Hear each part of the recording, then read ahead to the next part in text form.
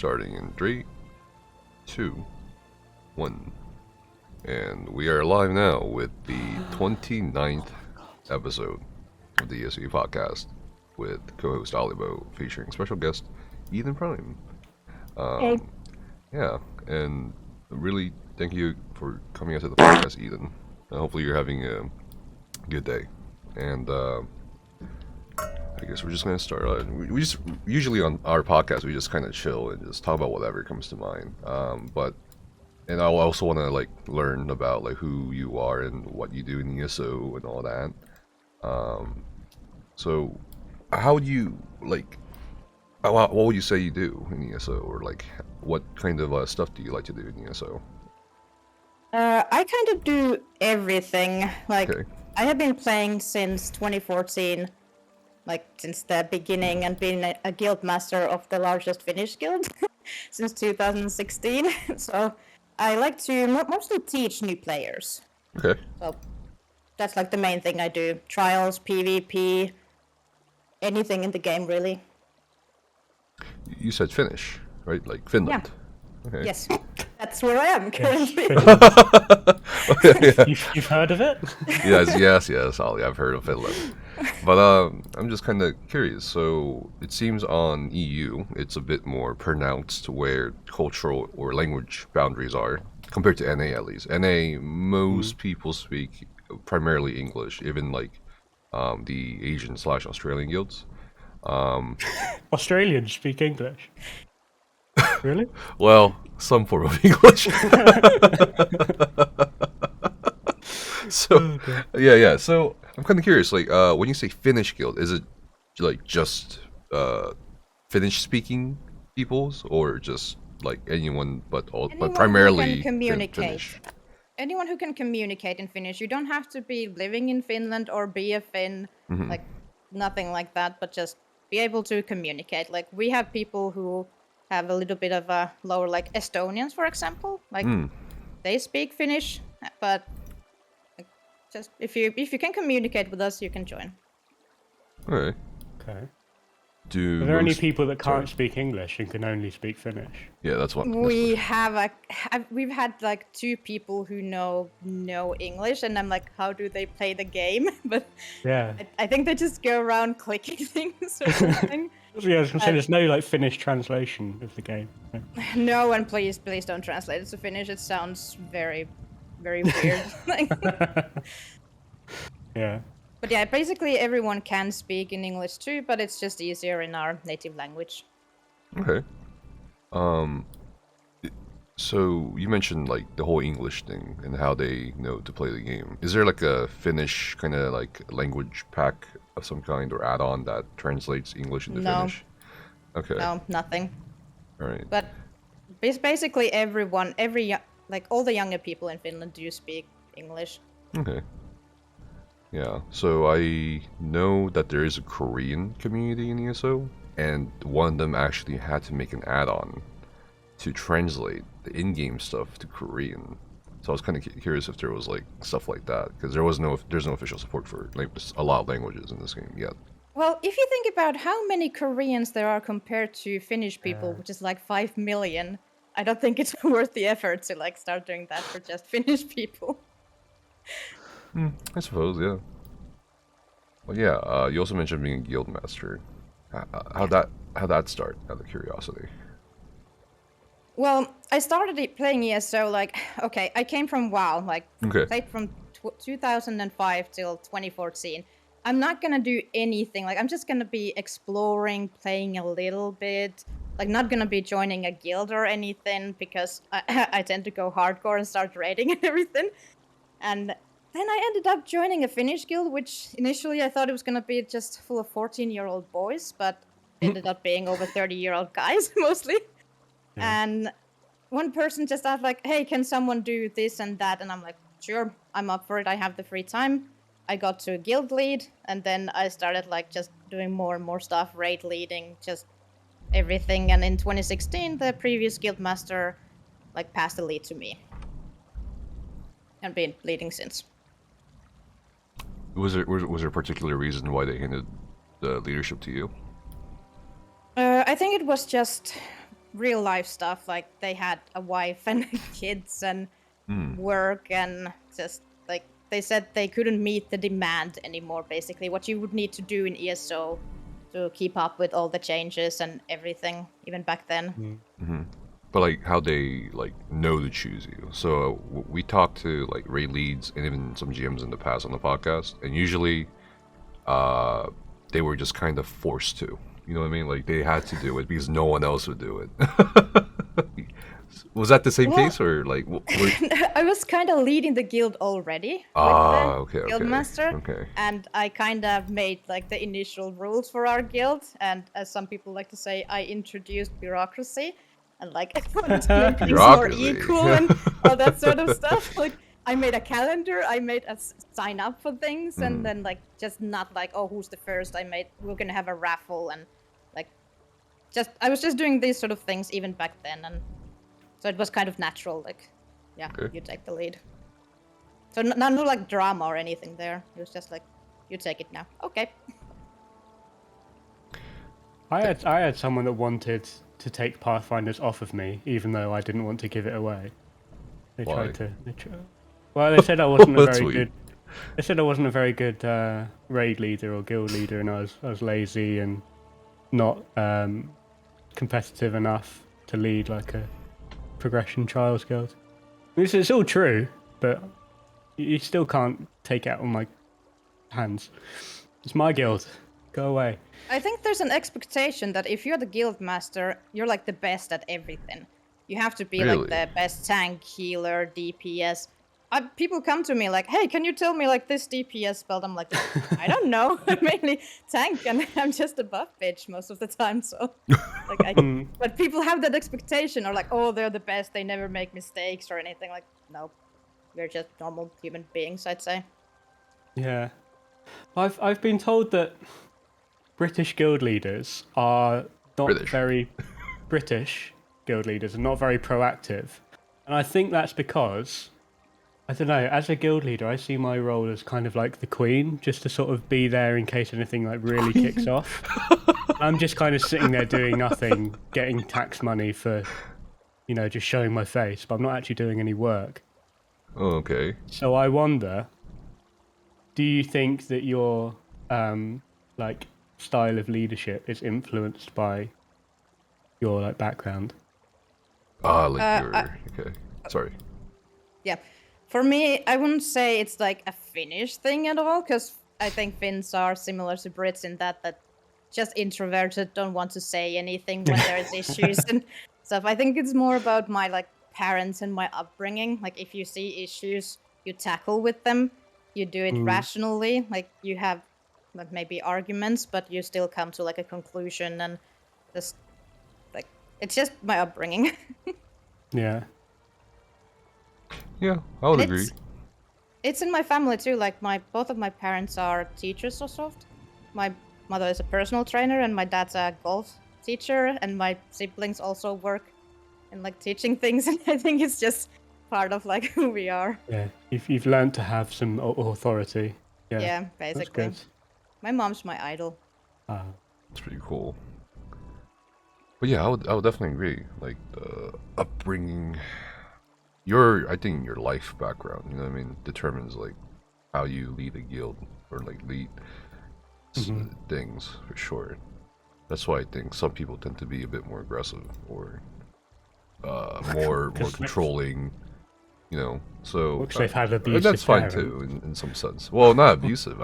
I would probably be put into that category of aggressiveness, but not in terms of like being mean to people, but in terms of like how do you take the guild into what direction, and how fast do you do it, and do you do it yourself? Like I know a lot of GMs that delegate things to officers, and I know a lot of GMs that has to do it hands-on themselves. Like no one can do it right except me, kind of way. You know what I mean? So I think that definitely stems from life experience, for sure. Yeah, you definitely cannot lead a guild alone either. Like I have other guild leaders, but there's 3 of us. I almost never make any decisions alone. Like sometimes I've made a few, and then they're like, "Oh, that's so dumb." That's like reverse those back. So I always need like that second opinion, and then I have event leaders and like delegating things to different people. Mm-hmm. And we do have like over 1,000 members in Discord, and we were close to 500. They can't all be Finnish, can they? Surely not. There's not that many people in Finland. There is like 20 that are outsiders, but Outsiders. that's the rank name, but they're like not part of the guild. They're just guests. Right. Maybe I should change it to guests instead. Yeah, I think I've got, Well, that's whatever. That sounds cool. Outsiders. Vermin. Yeah. Hello, outsider. Yeah. What kind of events do you run? Is it like, does it span across every single thing ESO has to offer, or is it mostly PvE focused, or what kind of things do you run as a guild? We have all sorts of things. We have like one-time events we just had PvP, like Sky Shards, just doing delves and Sky Shards and stuff. We do world bosses, daily groups, trials from normal to veteran to progression, and we had a group called Great Progression that did trifectas. And then we did PvP for a long time, but currently we outsource it to another guild in English. Outsource it? Well, it is still our event leaders, but they just run their own guild, and we like work together, and they can recruit from us. So it's like just much better that way. Like they can focus on just the PvP, but we do everything. I think currently we do more trials than anything. And are they all run in Finnish language? Yep. Like, it's pretty much Finglish, because if you think about it, we're not going to translate the names of, like, let's say, Deluge. Like, we're going to translate anything. So the callouts and, like, Horns and Colossus and everything's in it. Oh, yeah, I used to raid a lot in French. French. I used to raid a lot in French. And it was the VMO days, and it would just be like, oh, Meteor, le wing slap, and, like, le color change. Yeah. It's not really French. Yeah, we basically do the same. That's interesting. I feel like PvP in Finnish would sound very scary. What do you mean scary? I don't know. Finnish to me sounds like you're trying to summon some kind of demon. Huh? No, it's the Elven language. Tolkien used it to make the Elven language. Yeah. It sounds very mystical and beautiful, and I feel like that would conflict somehow with toxic PvPers running around teabagging each other. I don't know. I want to see it. Can you stream some like PvP in Finnish? That'd be great. Maybe it's possible. I used to do like PvP streams, and I don't know if you've seen the Beam Dream Team back in the day. Beam Dream Team. Yeah, we were just Templars using Beam. Like, we'd call out the target and we just beamed them. This was in like 2016, I think. Oh dear. Oh, speaking of events, actually, Ollie told me that you also work with Bethesda Nordic in hosting a lot of their events. What's that like? And what does that entail, out of curiosity? We started working together in like 2020.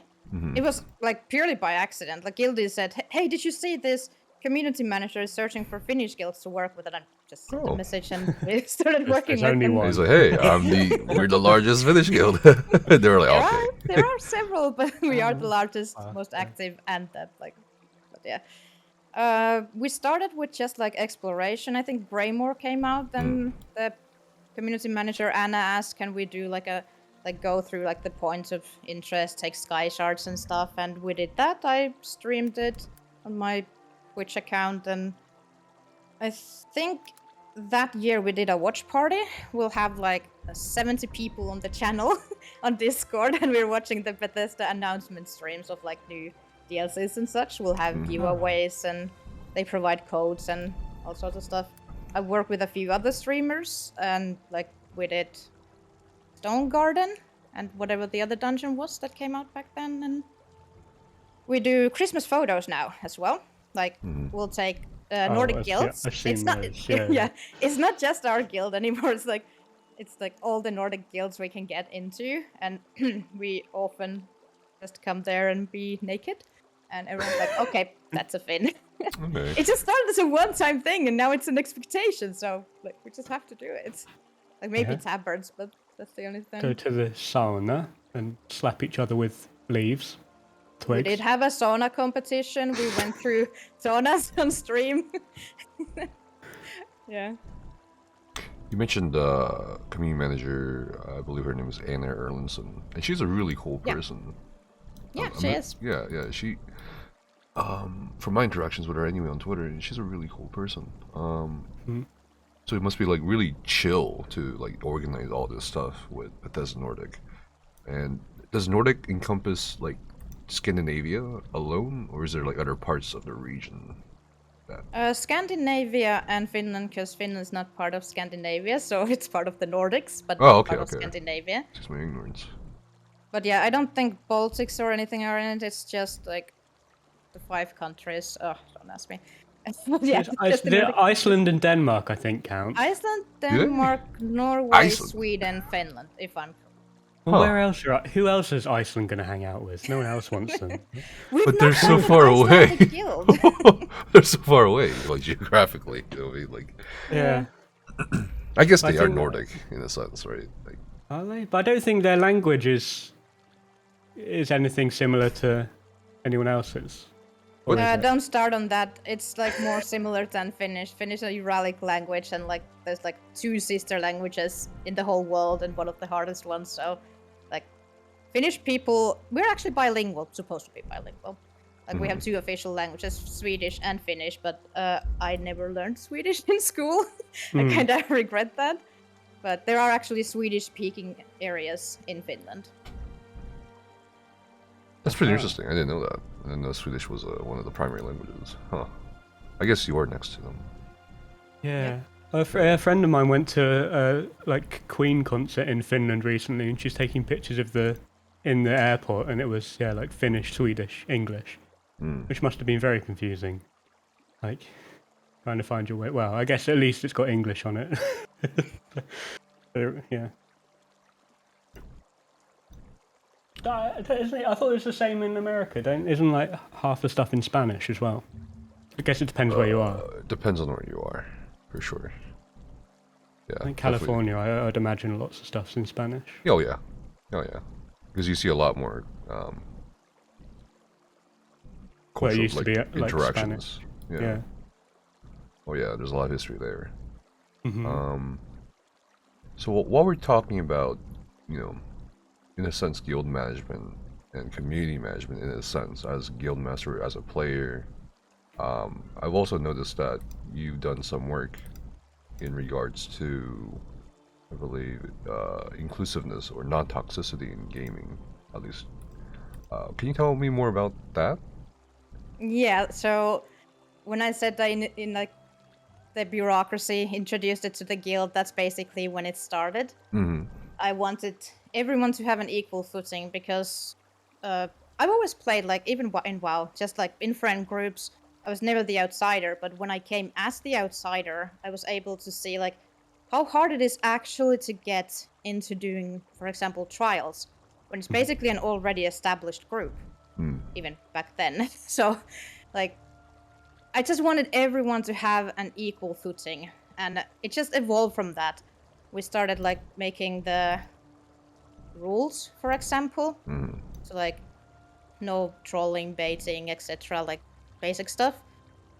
Finland love trolls though, like real trolls. Yeah. Loads of children's stories about trolls. Yeah, there are, but just in general, like, just more and more, like, I wanted everyone to be as equal as possible. And then, like, an opportunity came to do a non-toxic certificate. I'm like, I checked what they provide. I'm like, we already do all of this. So I went to the non-toxic certificate, and like we have a little badge. But I have to say, like, the badge itself, rules itself, like, nothing matters unless you do something about the issues and the conflicts that arise. So we are very proactive in that, and it didn't start that way. Like, even when I was guildmaster in the beginning, I felt I didn't have the authority to always say, like, okay, that's not okay, do or say that. And nothing's almost ever like black and white. So you always have to think about it, like, what's the actual situation here?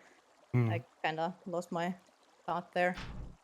Yeah, no, it's always good with conflicts. You have to talk about it. I mean, nowadays people just like to sort of cancel each other and not actually talk through the problems. Where it's useful to have like a pledge, I guess, to actually be committed to trying to resolve things rather than just, anytime conflict arises, just ignoring it, because that definitely doesn't help, does it? No, like we had to start like pretty rough-handed and saying I lost a lot of friends. And I have to say the hardest part is, and my heart sinks every time a person I really like, I enjoy spending time with them, but they do something like that is just against the guild rules, and I have to enforce them. Yeah. I have to demote people, I have to ban people, and like lose friendships in that way. But I think it's in the long run better for the community. Mm-hmm. Yeah. And we also don't do like these decisions based on what someone says. Like we always require proof, and we listen to both sides. Okay. So let's reel the conversation back a bit. You mentioned something about a non-toxic certification. Yeah. What does that mean? Like, where do you get that? Like, I'm actually curious. You would never get one. Okay, first of all, I could probably get one, honestly. Yeah. It was the first of its kind when I attended it. I think it was last year in January or something. Okay. And it's from the Finnish Esports Federation. Oh, okay. Shit, like they made this for both communities and like the teams because, well, people want to do better. And there's like a non-toxic thing in Helsinki, and they make guidelines and such. It's not like a law or anything, but just to help people managing communities and esports teams. So I saw that and I just went for it. And we basically just made like an action plan. We have like a form that you can fill in anonymously or none, but you have to provide proof, of course, of what's happened and everything. But I have to say, so far, it's never been used. And I go around and like type things and check that it actually works, and it just like it doesn't stop working on our website. That's interesting. I wonder if we have something like that over in the States, non-toxic certification. I was going to say, why has only Finland got this? Is Finland like morally superior? It only started like a few years ago, so. Okay. They get funded by the Helsinki government. The government funds it? The government funds it. Okay, yeah, we're not going to get it. Yeah, that's we're not going to get it. Imagine the American government funding non-toxicity. Oh my god. In gaming. Yeah. Well, there's that GLHF pledge thingy online, isn't there? What is that? Like on Twitch. Oh, of course you don't know. What? It's like it's like you get like a little Twitch badge for promising to be nice to people. Promising to be nice to people. Something like that. Huh. I can't remember the specifics of it. It was like, yeah, I promise not to like take stuff too seriously, and I promise to not be toxic. And you get a little badge. See, look, Eden's got one. Look. Yeah, you told me about it. Where's the badge? Did you forget? Yeah. In chat or? Oh, yeah, that's Oh, okay. I'm definitely not getting that one. Apparently. Wait, is it like a limited thing or like a? Can you? No, you can get it. Oh, you can just get it. Okay, shit. Okay, I'll go get it. You can even click on it, and then press learn more, and you can. There's like the website. And stuff. That's fucking cool. You have to sign up. I did not know anything about this. Be a good sport whether I win or lose. Know that people online are real people, and my words have real impact. Set a positive example with my behaviour. Speak up against discrimination, hate speech, harassment and abuse. Okay. Show integrity by honouring the rules, my opponents and my teammates. Stop, listen and reassess if I'm told that my words or actions are harmful. And respect others, even if their sincere opinions are different from my own. So, I mean, you've probably got about 2 of them, I reckon. 2? I'm pretty sure I got all of them. No, you speak up against discrimination, I think. Okay. The rest of them, well... Okay. No, I'm just being silly. No, but I think it's a good thing to... I think people do take the game too seriously. Games in general, being online, they take it far too seriously.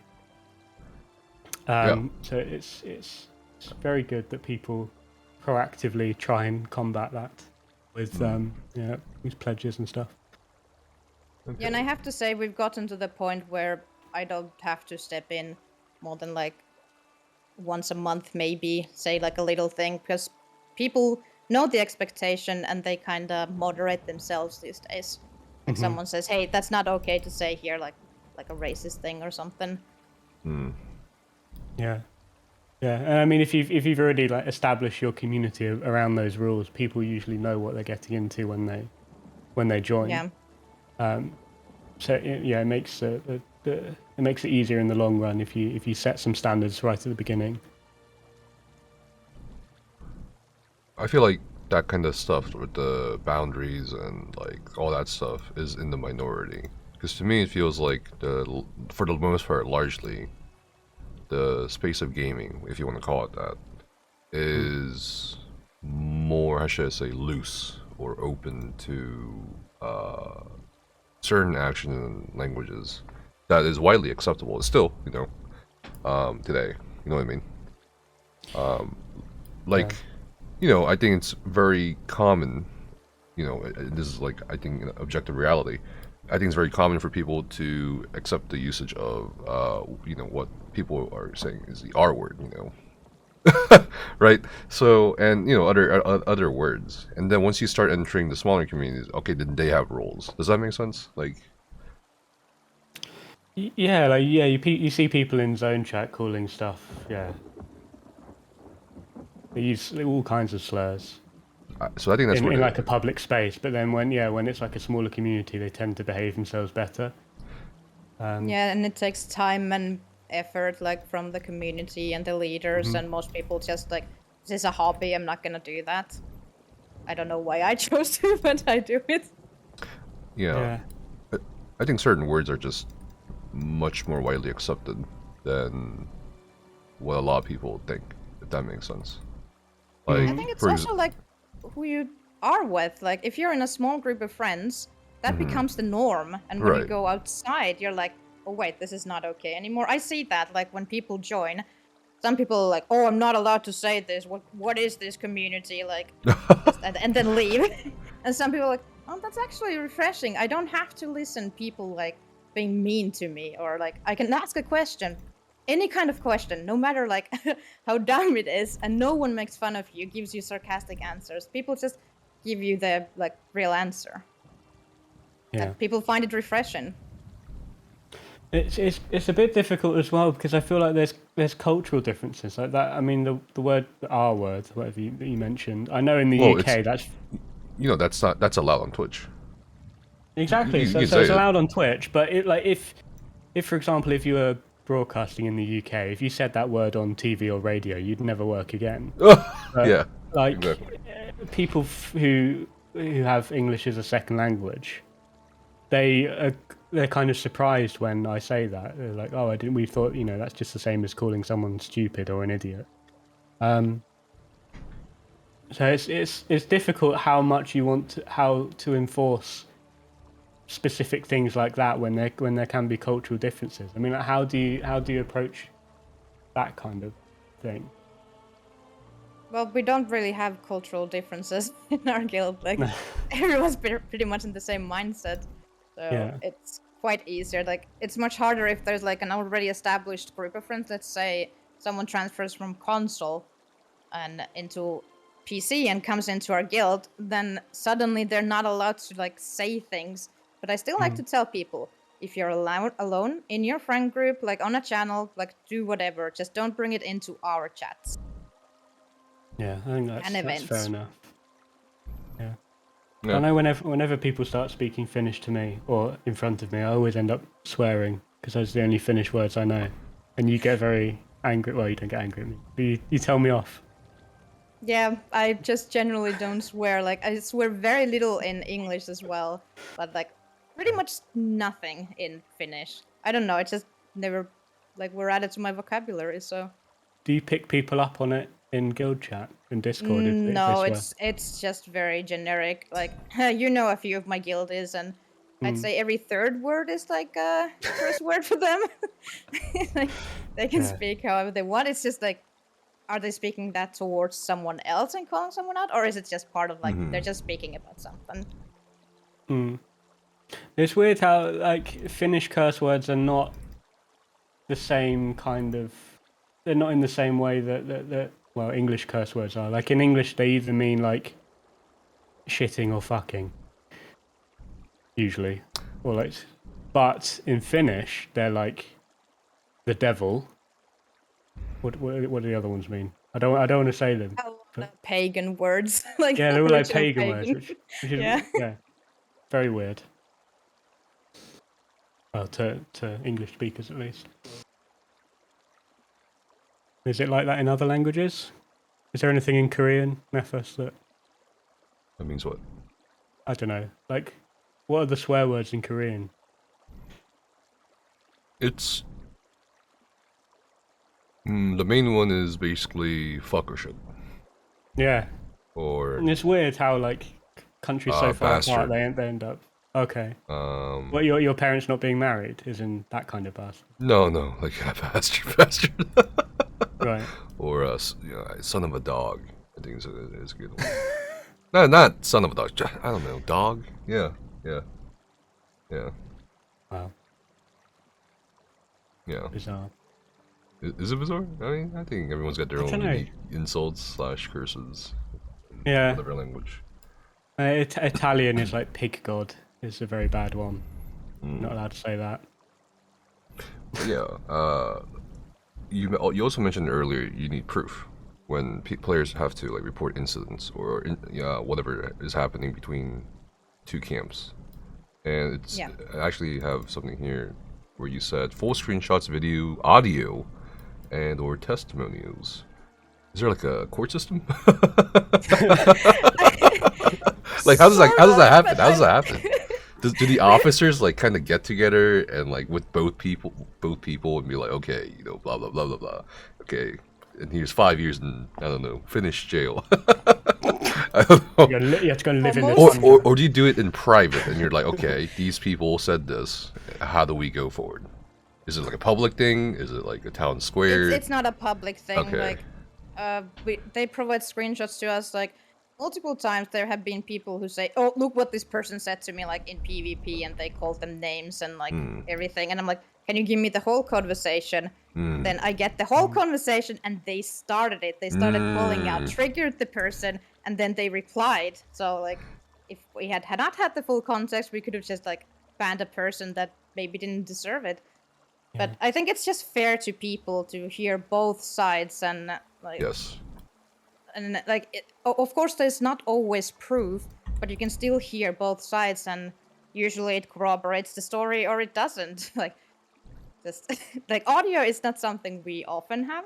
They have been a couple of times, and being the guildmaster of a Finnish guild, a lot of things happen when people are drunk, so they might not even remember like what happened. And I'm like, okay, we can listen like what the other people from the channel said, but like. It's really hard to make any kind of decision because everyone's biased on their own side. They think they never did or almost never did anything wrong. They just say their side and what the other person did. But they don't own up to like, okay, yeah, maybe I started it with this sentence and like triggered them. So we need to have basically as full of a story as possible. And I don't know, we don't, like, none of us work in law firms or anything, but... I just feel it's fair to listen to both sides. I think that's a good way of handling things. I have found as GM, and also when we're handling stuff in ESOU, there's always two sides to the story, no matter what. Always. My God. It's so annoying. Because, like, and the proof is that, like, let's say there's two people in the Discord getting into an argument, and, I don't know. Like the proof is there, 5 lines above where they ended, like who started it. But people will still say, "Oh, they started it." It's so weird to me. It's like some sort of cognitive dissonance with reality when people start shit. But then they're like crying victim. It's so weird to me. I don't know. Yeah, people don't take responsibility for their actions. That they might have been the bad guy. Like, sometimes I say something and I don't realize it could be misinterpreted. And then I have to go back, put my ego aside. Okay, I could have communicated this better. I'm sorry that it was taken this way, and this is, like, what I mean. So, like, no one's perfect, but you just gotta, well, take your ego out of it and own up to your own mistakes. Like, that's my opinion. For sure. You can notice that kind of stuff in raids as well. Like some people, if they make a mistake, they won't own up to it, and then other people will try and they'll apologize for mistakes other people have made. Yeah. That's weird. I mean, wait, they apologize for other people? Well, yeah. That's not an apology. I've had I was doing a Sunspire, and like the tombs didn't get healed, and the main tank apologized. What? But it wasn't your fault. It was the tomb healer didn't do enough healing. Okay. It's like, oh yeah, sorry, yeah, I pulled early, or I didn't do a countdown, or like, well, yeah.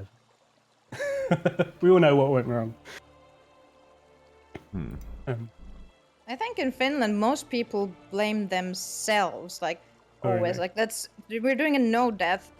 Like I don't think the 3 other people like in a trifecta dungeon are gonna be mad at the person who died, but they're gonna be beating themselves like over and apologizing and feeling bad, and it was like it's okay, and they just blame themselves even if it was someone else's fault. But I think that's just like Finns always, oh, I'm so bad, and maybe it's a confidence issue, or I don't know. Yeah, I think there is a kind of sort of divide in Europe. Like the further north you go, they are sort of more similar in terms of how people behave, and then people like sort of Italian, Spanish, south of France, they seem to be more hot-headed. Maybe, I don't know if that's a fair assumption. It's weird how like communities, depending on where they live, it's just like the heat get to them. I don't know.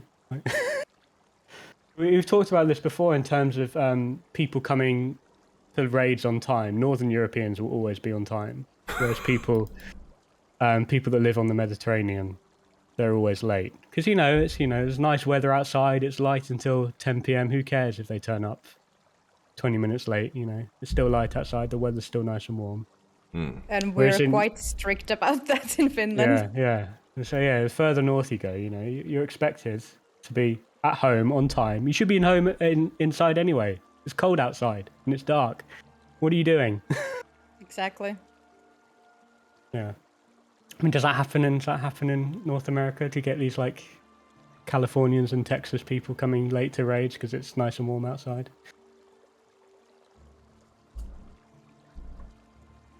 Just thinking. Yeah. Speaking of mistakes and stuff. Oh, I know where this is going. What happened with QuakeCon? I knew this was coming up, and I own up 100% to my death. Oh, I don't know if it was your fault though. Like, let's kind of think about it. How was it? Yeah, it was. Well, the same thing happened the next run, and you managed to prevent it, so it was preventable. It is preventable, and that's what's my fault, because I didn't notice it in time, so I didn't think about running like further out with Deluge and having the behemoth. So I just went swimming, and they hit exactly at the same time, like the Deluge and the light attack or heavy attack from the behemoth. So had I just gone like maybe swimming a little bit further, that would have happened, or like anything. It was preventable because it happened on the second run too. But that time I like ran past. Then the portal group just came like from the portal under me when I was about to explode. You managed to kill Skinny. That was good. Skinny. He was the only one who stayed in the AoE and died, so like success. But like it started the snowball. I like fully admit that, but I think it still would have been preventable like the first time. Because I think the healers focused on me and they did not focus on Lee at all. So like Lee died, and like I was surprised. Like Lee taunted it and like, he died almost immediately. Yeah, it didn't even reach Lee at that time. Like the behemoth was on his way and Lee died. Yeah, okay. Like it's definitely started the snowball, but like, yeah, okay. I take the responsibility. We're blaming Lee and the healers. Oh, okay. But in the end, we all got our like monitors. Well, did we? Well, mine hasn't arrived. I mean, I haven't gotten it yet, but like, supposedly we're gonna get our monitors. We will do. Yeah, I think it took like at least a couple of weeks before they sorted that all out. Yeah. Fingers crossed. I mean, I don't know if it was your fault completely. Maybe why was the Hulk still alive? You know what I mean? The DPS could have been, I don't know, better. It just spawned. It just spawned. Oh, That's okay. the thing. Alright, okay, still blame the DPS. and I got Deluge at the same time, so like it wasn't the deity's fault. Okay. Oh man. Well, I think it was a fun event.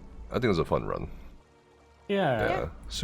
You could definitely tell people were super focused, though, for sure. Towards the actual run. Yeah, especially Olibeau and Deltia, they were like super focused with their blindfolds on. And... Yeah. Wow. I felt bad that we were like taking up. Who was next? Like some people building PCs. Like I didn't want them to get angry at us. But to be fair, like the people before us took up most of our slot as well. Because I'm sure our slot was meant to be 45 minutes, and I think we ended up having like 35 or something. Yeah, they were behind schedule, I've noticed. Yeah. So, I mean, it's amazing that we actually managed to finish, because, yeah, like our average time was about 32 or 33. And we did it in 33 with one wipe. Our vitality was pretty good. I think we only had like 4 or 5 deaths up until then. And I didn't have to come to practice. Didn't have to come to practice. Oh man. Ah, it was such a good parse, man. It was such a good parse. I'll never forget it. I was out parsing you and the other guy, Valav. Yeah, but that's because we were killing the Nereid things. Why were you killing the Nereids? So that people didn't get sucked into the middle.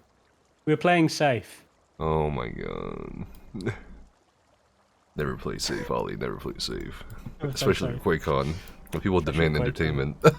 Stuff's on the line, yeah. Oh man. Did you get sucked up in any of that like drama around QuakeCon, Eden? Because there were like, I know a lot of endgame players were quite.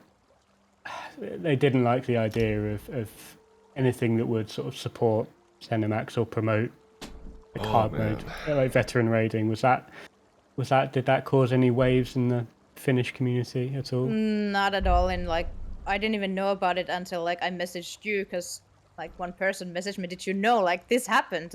Then I went to ESOU and like found where Gina was speaking, and I'm like, okay, well I see it differently, but okay. Yeah, well, it's okay. Well, that's good that it didn't affect everyone there. No. I think we managed to contain it into a small group. I think, thankfully.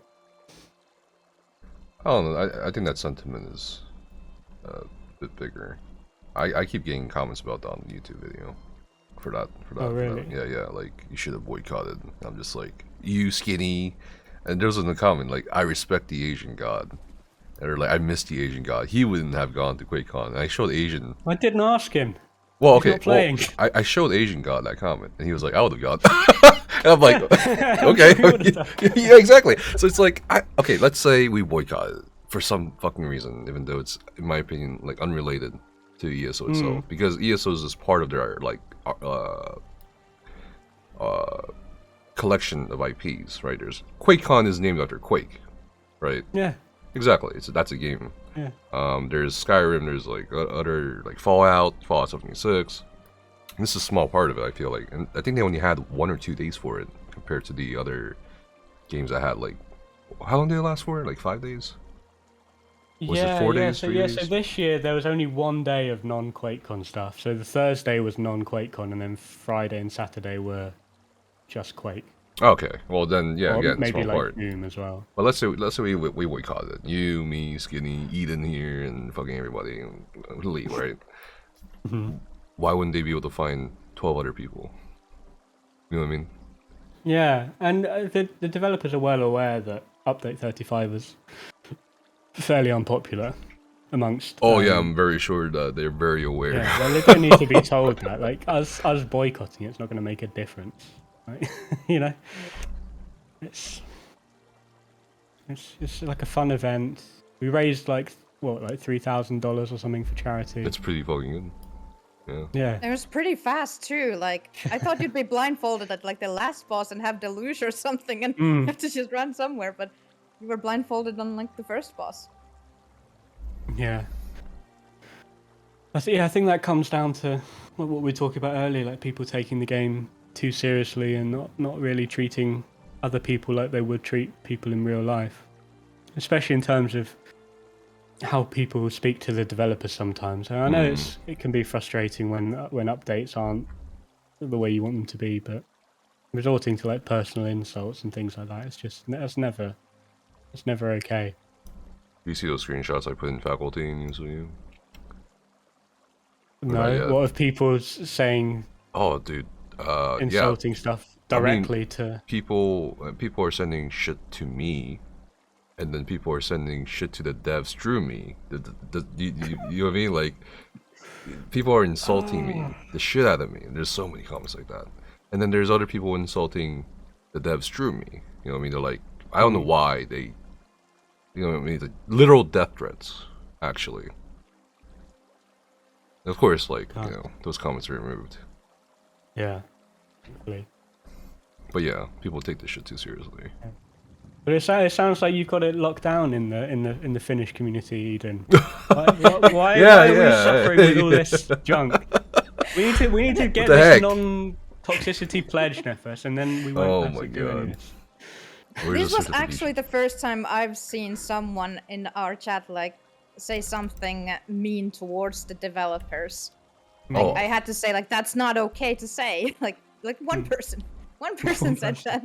But I have to say it was really unpopular because we have like anything from just people who just started the game like yesterday to people who have been playing since the beginning or 2016 and raiding. We have like a huge mix of people and no one liked it. This is the first time I personally felt like I've had to take my community's feedback and get it to the devs. Like, I mean, like critique, but like not just calling out things, but like their perspective on it.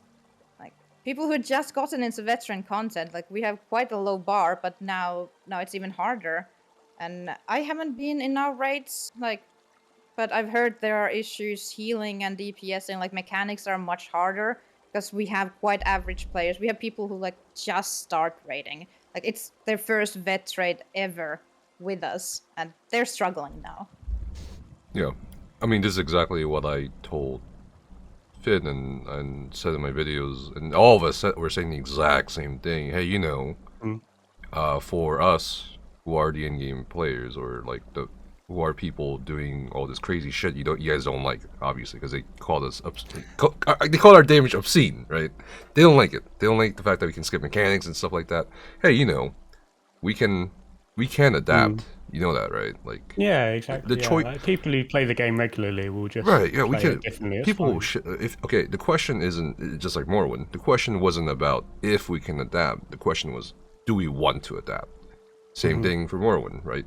Some people stayed and adapted. Most people left. Same thing happened here. And the people who stayed and adapted are fine. They're getting similar numbers, similar times potentially, depending on the content.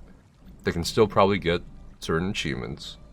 But everybody else who has also gone through the same exact nerfs, well, where are they now?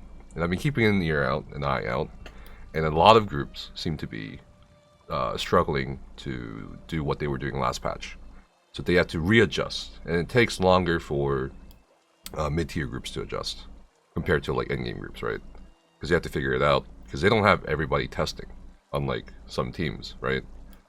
So it takes them longer to figure it out, takes them longer to reprog.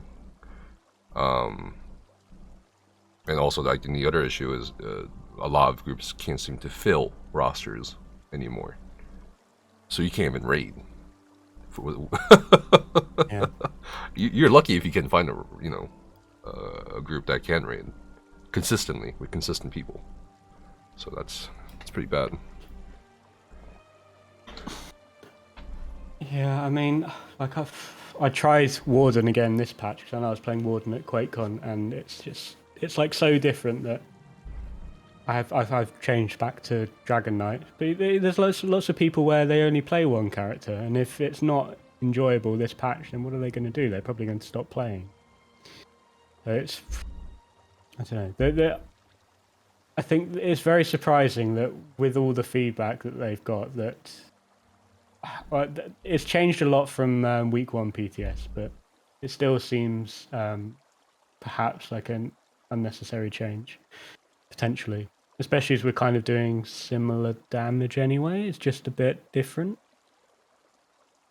Yeah, the end gamers are like doing the same damage, but the people who just started, like now they have to get new gear and everything. And I've had many people say like they're just tired of that. Every time they take a little break, they come back, they have to do everything, learn everything over, and like they just don't continue playing. But I've played since the beginning. I've seen every single change. Like I think the longest break I took was 2 weeks when I was in Spain. But like, I'm not taking any breaks from the game, so Same. I've just like seen everything. And this is the patch that I felt like it's not the correct way to go about it. Like I don't like just nerf the end game players, sure, like or light attack We damage don't or like care, yeah. things like that. But if they say that this is going to improve accessibility, it's gonna help like the lower end game players, the lower players, casuals. I don't see how they accomplish that with this change. Yeah, I guess all we can hope is that it's a learning step, and that the next patch will hopefully implement something that does help them more. Yeah. Fingers crossed. Because I think, you know, end gamers don't want to gatekeep end game content. There's no reason for end gamers to want that. So the less people are raiding, the less competitive the raiding is, and the less fun it is.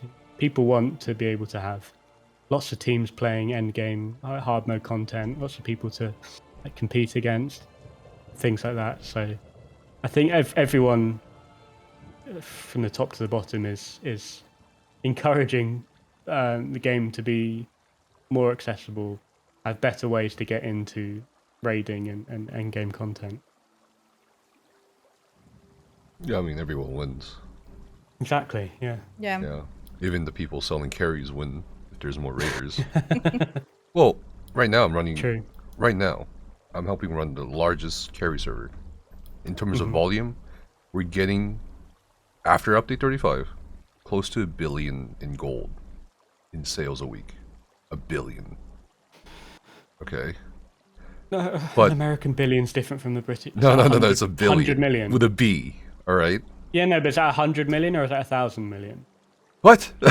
What the? Yeah, what are you this talking is about? the thing. Like, it's What? million in every other country. Huh? Like basically a million, but then What is Americans this? say billion. Yeah. Yeah, we don't.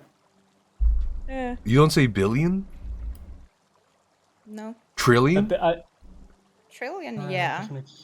I don't get it. What does that mean? No, but it's a bit. No, I think 1 billion in the United States is 1,000 million. I'm so confused. But What we do you would mean call by it 1,000 1,000 million? Like 1 million with 3 more zeros. The 9 zeros is 1 billion. Yes, that's 1 billion. That's 1,000 I'm so million. confused. Why are you saying 1,000 million? Are you guys trolling me? Or what's going on here? You guys say 1,000 million in Europe. We say miljardi, and it means 1 billion. No, I meant like... Right. I don't get it. So, you say 1,000 million. I think so. Or milliard. Or how do you say it? I don't know. Well, how did the British say it? I'm sure like a British billion and an American billion is different. Okay, so what's a British They are. billion? How many zeros are there? It would be 6 zeros or 9 zeros? billion. No, a million 6 zeros, and then a billion's like 12 or something. Yeah, if you check the chat, No. like they're saying it's milliard in It's different languages. it's 9 zeros for 1 billion. 6 zeros for 1 million. Yeah. Yeah, it's different. Okay. So what's the British billion? How much have you been? I think it's like 12 zeros. 12 zeros? I think. That's a trillion. Is it? I'm so confused. I don't. Okay, well, anyway. What was I saying? You're the bottom floor in houses. You call the first floor. No, that's called the basement. No. ground level. Is that the first floor? We call that ground floor, don't we? Why? No, I thought you called that the first floor. I mean, you could call that the first floor, yeah, sure. What? I don't Yeah, know. it's just the I didn't first think- floor. I didn't think there'd be any cultural differences that would make this podcast difficult. I'm so confused. Okay, so you're saying 1,000 millions a billion, and now you're saying a billion's not a billion. And then you're saying ground floor isn't the first floor? I mean, it's the first floor. What do you mean? The ground floor is the ground floor, and the first floor is the one on top of that. Yeah, that's interchangeable. First floor and ground floor often interchangeable. No. Why is it no? But where do the numbers start? Like, do you have 0, 1, 2, 3, or just 1, 2, 3? It's G. It's 0, 1, 2, 3. Okay, in some hotels it's G, 1, 2, 3. In some hotels it's 1, 2, 3, 4. Okay. Yeah, it's interchangeable.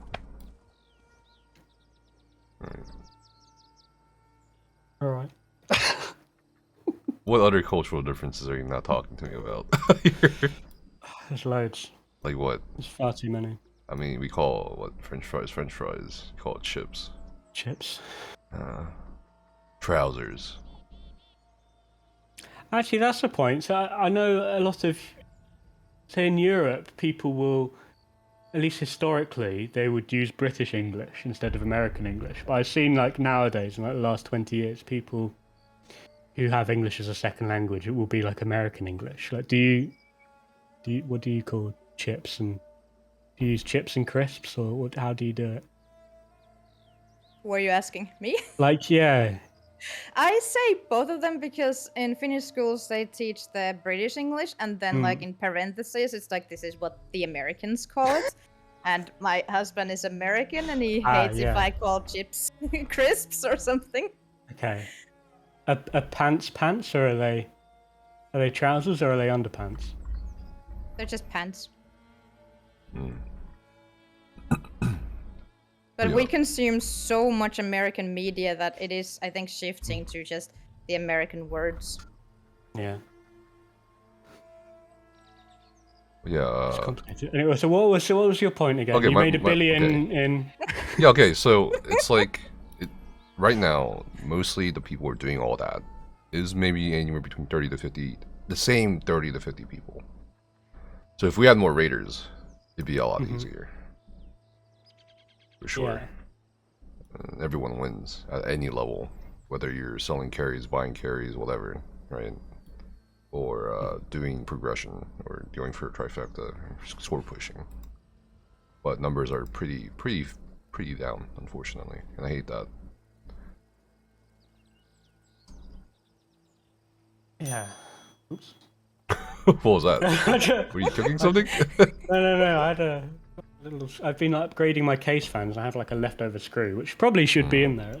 I accidentally just dropped it and hit my bell. Got a bell. It's very handy. It's handy. Do you know what this is good for? Portals. Portals in Cloud Rest when I'm tanking. And I'm like, okay, second portal's ready. Come on, come in, do this. It works 100% every time. It's hard to miss. Nice. Honestly, if I heard that, that's like a Pavlov. Like a Pavlovian. Yeah. Oh, man. Yeah. In terms of other stuff that you do within not just the Finnish community, but also the ESO community, you also do, I believe, work with Outcast for ESO Hub, right? Yeah, I take fashion pics. I've done like one guide. I proofread things occasionally. That's pretty cool. Yeah, mostly furnishing pics these days. Yeah. I used to work on ESO fashion. Yeah, I was gonna say, how did you get started with all of that?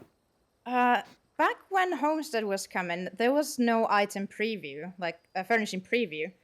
So the person who runs ESO fashion, Exile, asked for someone who has all the achievements to take pictures of the achievement furnishings. Because she didn't have them, and I don't think the templates do still like get all the achievements to buy them. But yeah, so I bought them on PTS, I took pictures, I uploaded them there back in the day. Some luxury pics there as well, and I don't know, then just switched to doing it for ESO Hub at some point. Back when it was ESO housing. Yeah. Why do you... I swear you use like a really tiny character, because whenever I've bought stuff, after seeing your pictures, I'm like, oh, this is way smaller than... Ollie, I told you this. It is not my character. The tiny wood elf is not my character. Wait, what? Whose is that? Who is that then? It's Exiles, like the person who owns the website or their Oh. friends. Oh, wait. Yours is the Dark Elf. Is it? Mine's the dark elf with like the toga that's slaughterfish pink, and I have the amberplasm skin. Like that's my She's character. really small as well. I think you need a bigger character. I think she's pretty Dark average. elves are small? I thought dark elves are little. But in the end, like it's always the same character, so you can just like compare. I don't know. I'm not good with scale. That's pretty interesting. I didn't know that. How did you work? How did you move from that to working with Outcast? It all started in 2015. Okay, this is a good When story. One Time Real was coming out, and there was like no, I think Fextra Life was the website that had information about where each of the sets dropped, but there was no like one list. So I made a list for my guild because like everyone's asking, where do I get this set now? Worm used to drop in Mav Lorkai, where does it drop now? And like things like that. So I just made a list. It was a very basic list with links to Fextra Life. Then I'm like, Alkas, do you want to put this on your website because people are finding it useful? And then he put it there, like credited me, and I don't know, we've just been friends ever since. Back when Deltia was the person, and Alcast was like the European Deltia. Deltia, yeah. I remember that nickname. Back in the day. Right. Yeah, there are so many different resources for ESO, and I wonder whether it would be better if they were all combined into like just one big ESO wiki. It's hard to, I don't know. I guess they've all got their like unique selling points. Like I don't think you'd be able to fit ESO fashion into like Outcast's website. I don't know. I think they also have their own different purposes. Yeah, I think if everything serves like a different purpose, it's fine. Like ESO Hub is gonna try to get like basically everything, be the WoW head of ESO eventually. Like it's gonna take time, of course, and all that. But like it's missing. We don't have the stats here, but like maybe 60% of the furnishing picks. Finding them isn't easy. Just like so, ESO Fashion is still like the place to go, or a few other websites that have them categorized better. So. Like, whatever people feel is the best resource, I think they should use it. And competition is good. It drives you to be better. For sure. We're actually working on something really cool with ESOU in terms of furnishings and fashion and all that. Oh my god. Competitor. Yeah, I mean, I respect Outcast and Older a lot. They have a really good work ethic. Yeah. Who's going to be the first person to have a 3D model viewer? Us. Really? Yeah.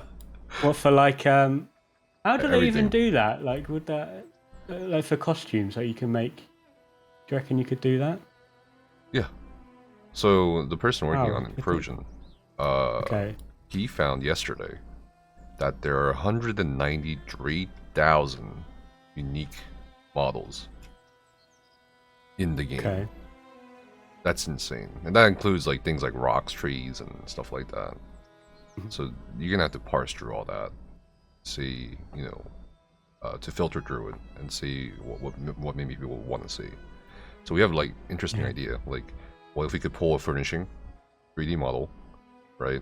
But you can, if it's a lighting furnishing, what if you could turn it on in that 3D model and see what the lighting is like? So that's available in game, but. Having like a browser-based version, that would be amazing. Yeah.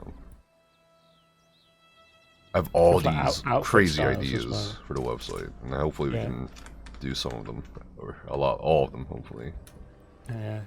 God, yeah. I mean, I spent hours on that WoW head one, like the model preview. Even when I'm not even playing like WoW for years, I just go and have a look at like what the cool new warrior raiding set looks like on a orc,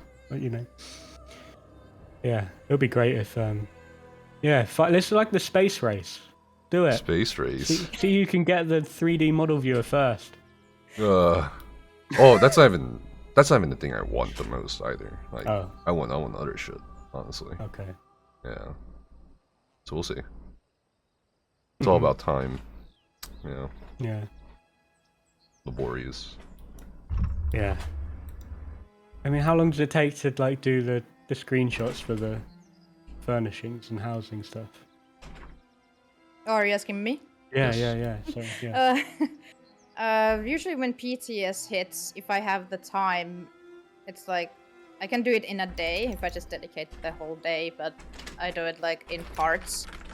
So I first take like the pictures. I actually use both of my accounts. Like the other one's the photographer, so it's easier to take the pictures. Okay, smart. And get everything like ground level and everything. But yeah, it's like depends how many items there are in update. I'm not doing like the old ones. I just do the new ones basically. So maybe 6 hours if there aren't that many. Like I think one of the patches was like Blackwood. Blackwood had a lot of reskins of old furnishings. Like so there was like maybe 200 compared to 100 that there normally is. I guess it was easy just to take the same model and reskin it. I think it was Blackwood. But you'd still have to go and take that picture, even though it was just same model. Yeah. Of course.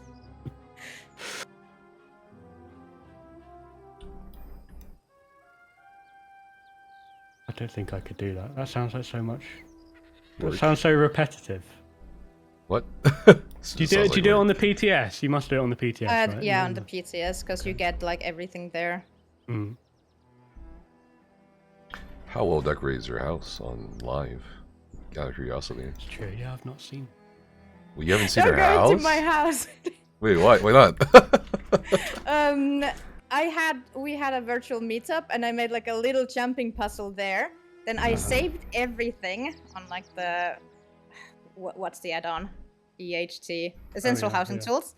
I saved everything, and I said to everyone like, "Go ham, do anything you want." And when I tried to press the like go back button, things didn't go back. So it's like still like a mess. My house is missing like a half of it, and I have to admit, like I didn't even decorate it fully. I paid my friend who's a better decorator. Like I'm not that great of a decorator, so. You're not that great. What? But you know all the furnishings. You have a deep, intimate knowledge of every I know single them thing. I know them for 5 minutes, and then I forget about them. And people come to me like, "Hey, where do you get this? I found this picture," and I'm like, "I have no memory, sorry." And I have to go check like my Excel sheet. Where did you get them? Yeah, Jesus. I just take the pictures.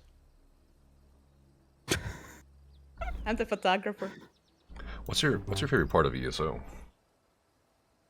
Like, is it the fashion? The community. Okay. Like, well, yeah, like, I think, yeah. Because it depends who you play with. Sure. Like, personally, I think right now Trials are my favorites. And, like, Dungeon Trifectas, but I don't have a team for that right now because, well, everyone quit. Yeah, everyone's quit. Everyone quit. Yeah, the big elephant in the room. Yeah, but just progging, like, progging anything with my guild is... It's like, when you struggle, like, you take people who are just starting out, you struggle through content, you see them learn, grow over weeks, months, years, and then you complete something and get, like, that euphoric feeling, oh, we finally completed that. Like, we just did VSS hard mode on our second progression group. So, like, it was a great feeling. Everyone else was new, except for, like, me, and then we did get a few backups on the first clear. Yeah, it's difficult. I mean, that's like the only way that endgamers can really get that euphoric feeling, like you say, is to help other people. Emotional vampire. Emotional vampire. That's why I say it. I mean, like, after a certain point, you've done everything, right? Yeah. You've already drained the dopamine from getting, I don't know, Godslayer or whatever, TikTok. Now you have to get that dopamine from helping players get their own dopamine. It's just literally a fucking vampire. I feel like even that wears off though after a while. Like. You think so? I don't think so.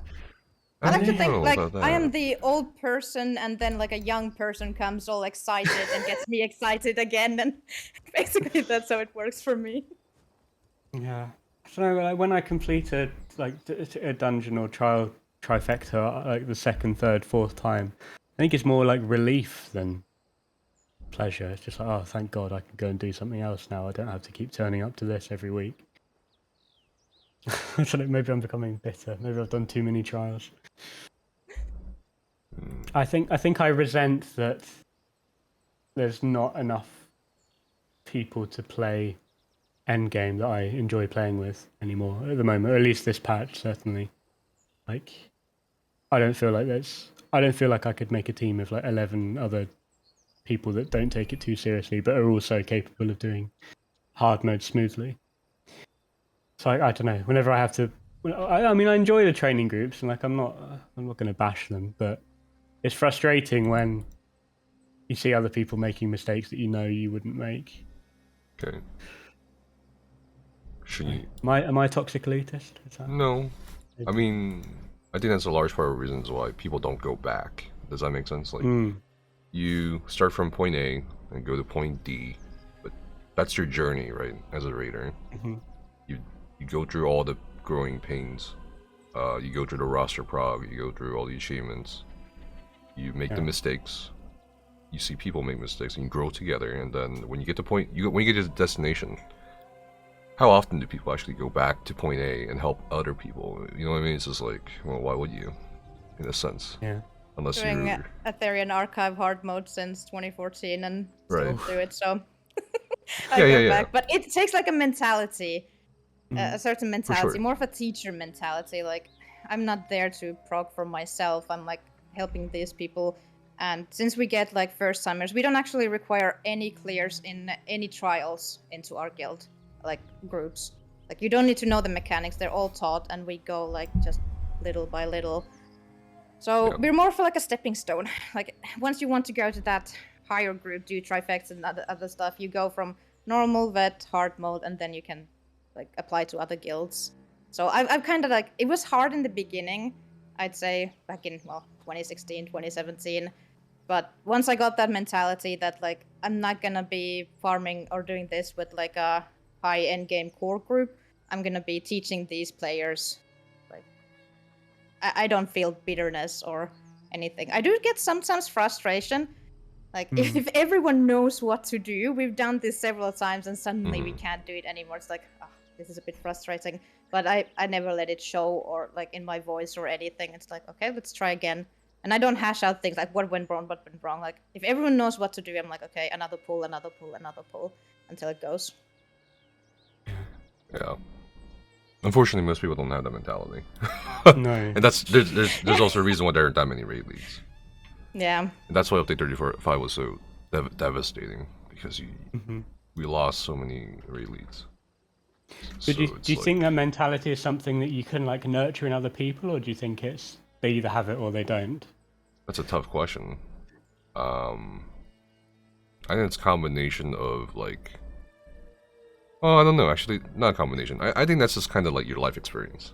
And also your own experience through the game.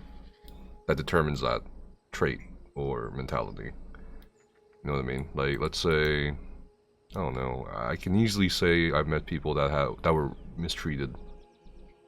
Or, like, made fun of early on in ESO because they sucked.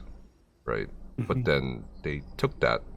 There's two kinds of people. People that fuck off because they don't want to deal with that shit, and then there's a second type which they keep going on, and then later they become they don't want to do that to other people, right? So I think that depends on your experience, if you want to teach or not, or if you have the mentality or not. And you need to find like-minded people, because everyone has a different reason for playing. Like, sometimes people just want skins, achievements, gear, then they stop raiding. Like, you have to be on the same page. Like, what do you guys want?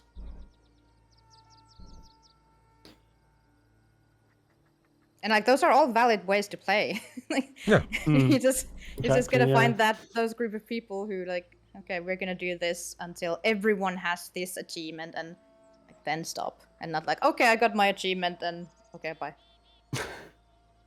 Or I got all the gear, I got my staff, bye. Sorry, daggers.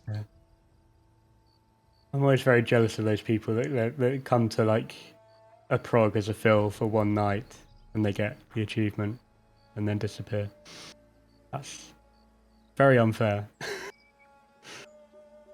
I think I managed to leech one Immortal Redeemer like that. But other than that, I've been there from the very beginning, doing my 6-month Godslayer prog or whatever. I think I did a 10-month TikTok. Good God. A 10-month TikTok. 10 months TikTok. Sheesh. It was like 2 hours a week. Oh my God. Even then, that wasn't even that long ago. That was like 2020. Back when Cloud Rest came, we were doing +3 all the way until Sunspire came, and we were like, let's leave Cloud Rest, go to Sunspire. But then we went back, and it took us like 2 tries to do +3, so I don't know what happened at that time. But like, yeah. Sunspire conditioned you. Yeah. I remember a 7th-month VMall prog, back when VMall was, newer. So, oh man, yeah. But I don't think you see anything like that anymore. I don't know. Well, I think for older content, you definitely don't see that anymore because it's older content. Even for newer content, I feel like there's enough sharing of knowledge / maybe, I don't know, players that is not as common as anymore. Or maybe I'm like in a bubble. Maybe it's like it's still like that, just not for the people I'm familiar with. Maybe, probably, I'm in a bubble. Like, do you guys know of any guilds? I'm in a different kind of bubble, but I'm in a bubble too. I'm like in my Finnish guild bubble. I like rarely go and sub something. I don't play with pugs almost at all. So I'm always like doing the same thing, just see from my point of view things. And I don't know. I still know like groups that struggle on VMall Twins, so it's still definitely there. But back when VMall came, like what was the content like we were able to check, like what build? Like I remember looking at one build before I think it was during the first year. This is how you do Mac DK DPS 1K in Ethereum hard mode. Yeah. Oh my God, like, 1.5. Those were the kind of builds. I have videos of that time, and it's horrible to watch. I was spamming basically 2 skills, and that was the guide said. Like weapon swapping wasn't really a big thing even back then, and we're like, oh, the content is just easier. No, I think people are just better players. We have so much more like content creators to check builds from, people helping each other, like veteran players helping newer players. Just like it is such a more knowledgeable community, so I think progging is faster because of it. Yeah, I think player knowledge has definitely grown, and I think that's a challenge in itself for the devs. Yeah. Speaking of which, there was something that came up. Apparently, there was an interview with Finn during Friday's Gamescom, in Europe, and he said that like they have a in-house QA team that is responsible for the balance of vet and vet hard mode. Which is oddly, did he say that during our podcast? I'm sure. Yeah, I feel like we spoke about that QA team because we wanted to know how many people were on it. Yeah, but I remember. He said for trials, it's like between like 6 and 8 people, and then they get like the rest will be devs for. Yeah, but I trials. remember him saying like the QA is primarily meant to break the content, right? Not to test the balance, right? Or am I remembering wrong? God, we'd have to rewatch it. I think what he was trying to say was like they're not playing it to try and complete it. They're playing it to make sure that like they're playing it in a very different way to how like the end user would play the game. Do you remember when they mentioned that they test normal trials on level 30s with blue gear? Yeah. Did he say level 30? I thought it was like. Yeah. Okay. It was below 50. I'm not sure about the 30, but it was non-set blue gear. Okay, yeah, I remember the blue gear. That's been like a myth. That's I asked him like, is that true? And, oh yeah, just for normals. That wasn't an ESO live, so. Yeah. Because we made an event after it to go test it with like just blue gear and low levels. well, we did Cloud Rest +3 on our low levels. I mean, is it surprising that the QA team would be responsible for deciding what's hard mode and what's non-hard mode? Yeah, it's surprising to me. Who else would do it? The players have been doing it. What do you mean? Well, it just feels like that to me, honestly. I feel like right now they're and I think it works, right? I think they're, for the past 2 trials, Rockroom and Dreadsail, they make it as hard as fucking possible. And then they get the player feedback and they tone it down. It's easier to tone down things rather than make things, or add things, right? Yeah, and so I think that's what I think that works fine. Yeah. But I was surprised when during the interview, apparently, I haven't watched the interview, but someone told me that he said that there is a in-house QA team now or some shit that they test balance for it. I'm like, I don't remember him saying that. Or maybe I'm misremembering what he said. So yeah, I don't know. I don't know. Because I'm pretty sure he said QA was meant to break things or like test shit that isn't for clearing or balance, but to break things, right? I gotta go back and watch, I guess. God damn. If you can't remember, I can't remember. I vaguely remember them talking about like QA team just says that you get achievements after certain things and mechanics work as they're supposed to. I kinda watched the stream, so I don't remember. It's like, whether they clear it or not doesn't actually make a difference. They're just sort of saying, oh, well, we don't think new player would be able to do portals on Basai or something, so let's remove that for non-hard mode. That kind of thing. Yeah. It's kind of interesting. Like, makes you wonder. What? No, I'm just like how good are they as players? Right? They must be very good because they're playing it professionally, I guess. Yeah. They've played it a lot. More than us. More than you or I, Nefes, they've played this game. Yeah, maybe. If you can believe such a thing. Who do you think plays a game more? Devs or players, even? Just quantity, not quality. Well, it's got to be, I would say, when I was unemployed, I played a hell of a lot of ESO. Right. You got like all day. I was playing like 10 hours a day. I'm pretty sure like we looked at from when I started the game up until when I got a job. Like something like 2/3 of the time I was awake, I was playing ESO. Okay. Like if we, So your answer is more.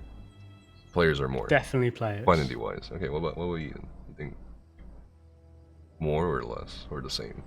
Players play more from my experience. Like there are a lot of players that like are unemployed and play. The longest I've played, I don't know if I should admit this, was 30 hours. We were just playing PvP. What? Oh my god. 30 hours. You know, I was playing with Shikai. We were like trying to switch our schedules because we were going to like waking up too late. Yeah. So we just decided we're just gonna play PvP until it's the next day and the correct time to go to bed. So now everyone knows that. But there's no PvP happening in Europe at 4 in the morning. Oh, there was. We were playing on DC, so Big Boss was just like sending troops to us. Okay. Oh, this is years ago. Big Boss? Big Boss. Who's Big that? Boss. Big Boss, the Dark Phoenix. Big Boss, the Dark Phoenix. Who? It's a very, Bug leader EU. It's a very, very angry French bug leader. Okay. Who just speaks in all caps and will respawn at the keep. Just zone run chat out general. straight into the enemy, die, demand his group res him, and he'll just like. I'm not sure he's ever killed anyone. He might have done. But he'll just like, you know, respawn, run out of the keep, die, run out of the keep, die, you know, over and over again. And shout. Yeah, push it was at great to people. farm him and his people, so. Quite a lot of AP back then. There must be players like that on NA, surely. Oh yeah. We call them zone chat generals, zone chat commanders. Yeah. Yeah, there's people like that usually. Yeah. And as much as people meme on them, including myself, I think they're like necessary or not necessary. I don't know, say it like necessary. They're good for the faction. Yeah, they're a good part of the ecosystem. Yeah. Yeah, for sure. They do have a positive impact, even though it's quite funny. Looks ridiculous. So, do you have any plans, Eden, for like your guild? By the way, I guess we didn't even ask, and I feel terrible for this. But like, what's the name of your guild? You just call it the largest Finnish guild. It's like, okay, well, let's just Google largest Finnish guild. Gotta add that to the. All right, anyways, let me Google Dragonborn Inc. Dragonborn Inc. We have a website and Twitter and Facebook, but those are not really used other than just for news. Okay. Yeah. Dragonborn Inc. Yeah, it used to be Dragonborn Z, and this is the reason why I thought it was gonna be 13-year-old like teenagers. I saw the ad like 3 times, and I'm like, okay, I'm gonna give them the chance. And after being a guildmaster for quite some time, I'm like, I know what's Dragon Ball Z that it's based on. I don't feel like it represents me, so I just want to keep the Dragonborn. And since I introduced bureaucracy, incorporated to it. Wow. Yeah. So. Have you got it registered as a trademark? Like, is it registered as a company? No. Okay. We could steal it. Just a domain. Yeah. I'm looking at the website. It looks really nice, but I can't understand any of it. It's in Finnish. Use Google Translate. Oh, I see the non-toxic certification. That's fucking cool. I finally found something. That's in English, kind of. Combat metrics add-onin lukiminen. Yes. Why are you doing it in like a Korean accent? What? What do you Korean accent? I don't know. That sounded like. No, it sounded actually fine. You have to speak like a Nord. No, you just speak like the Swedish chef, Ollie. You don't have a Finnish accent. Oh, yeah. That's Swedish. Oh yeah, that's Swedish chef. Yeah. Okay. But yeah, that's cool. Really cool. Etusivu. What is that? What does that mean? Etusivu. Main page. Main page. Okay, that's cool. Ollie, what are you laughing about? What did you find? I just want I want to contribute to the speaking Finnish, but I will only say bad things. No, you know the word sex. Do I? Yes, it's the... No. Oh, you guys have It's the same word as pine. You guys have a tournament, yeah? Is that Tornaus? Yeah, we had a TESO tribute tournament, and I've been meaning to make a second one, and sometime soon. We have an IRL meetup coming next month, so maybe after that. Okay, Kuta is gold, I'm assuming, judging from the Palkinot prizes. Am I saying this right? Palkinot and Kuta? Kota? Palkinot. There's like Palkinot. You have to say the double N's and everything. I'm just trying it out, you know. Ollie, you're being toxic. And Kuta. He's trying his best, and you're laughing. Sorry, no, it's quite funny though. So Kuta is gold, yeah? Kota? Yeah. Kota, yeah, okay. There's an L in there, unless I typoed something. Kuta. Which is also pretty common. Repora, Kuta. The chanting words. Yeah. Oh man. That's pretty cool. So, man. You guys also do Sky Shard hunts. Yeah. Yeah. You guys literally do everything from what I'm seeing. It's pretty cool. Yep. Do you have any plans? Like, do you have any new events coming up for the guild? I have like a competition planned. I'm not sure what it's gonna be, but like either a screenshot or just outfit or furnishing thing. But I try to have like a competition or two a month. A month? That's insane. Yeah. Wow. It goes on for a few weeks. But also if you go like really back on like all the news articles, you're not gonna find everything because did you hear when OVH servers burnt down in France? OVH? No. What? Tell me. Yeah, just the biggest servers in EU, and like our website burned, and the backup was either in the same building or in the other building that burned as well. So, like, my husband's a coder, so he like wrote a tool that we could get it from like Google Index or Wayback Machine. So we're still missing like certain news articles, and I never added all the pictures and galleries back. That was a chore. Yeah. How did fire start? Does anyone know? I remember it being, they were literally like really bad buildings. They were not up to code, so like the sprinklers didn't go off, and I'm not sure what started the fire, I don't remember, but like just the fire suppression system just wasn't up to par. Oh, apparently my husband just sent me a message. It was the backup power UPSs that caught fire. Oh, okay. Oh yeah, man, you guys have everything. You guys have a YouTube channel, you guys have a Facebook page. Yeah. ESO database, Twitter. Oh no. Wow. Definitely gives the feeling of large. Yeah. I feel like I can't think of any other country that has a guild so like dedicated to the, like, you know, a specific group of people. Yeah, I've not heard of like as big of a guild or as active. Like there are guilds that say we have 499 members, and then you check they have 100 members that have logged in the past year. So sad. like, Yeah. Do you guys advertise at all in game? Or sometimes I don't like every day when I'm doing my writs in Leowin, there's like a massive thing in Finnish, and I feel like the past weeks, the past months, like we had a time for like 2 years where it was just people telling other people, and we came close to our offline limit, which is 2 weeks. Like 500 players that have logged within 2 weeks. I almost had to make either a second guild or like a queue to the guild, but currently the activity is going a bit down, so I'm back to recruiting. Like for the first 5 years, I'd like to say I just recruited every single day in every single zone, and now I do it like once a day again. Because there are a certain amount of people that just like play for a little bit and then they quit. So you gotta keep feeling like that. But I rarely see higher ranks quitting until, well, the past few months. So is there like a steady influx of new Finnish players? I mean, there must be, I guess. I would have thought that's so difficult to find.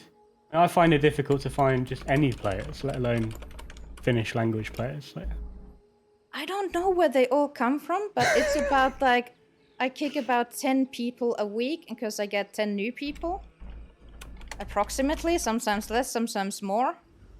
So I don't. Like, where do they come from? Yeah, there must just be like a background of Finnish people that are always there, but they just don't. They don't socialize and like. Oh, look, zone chat.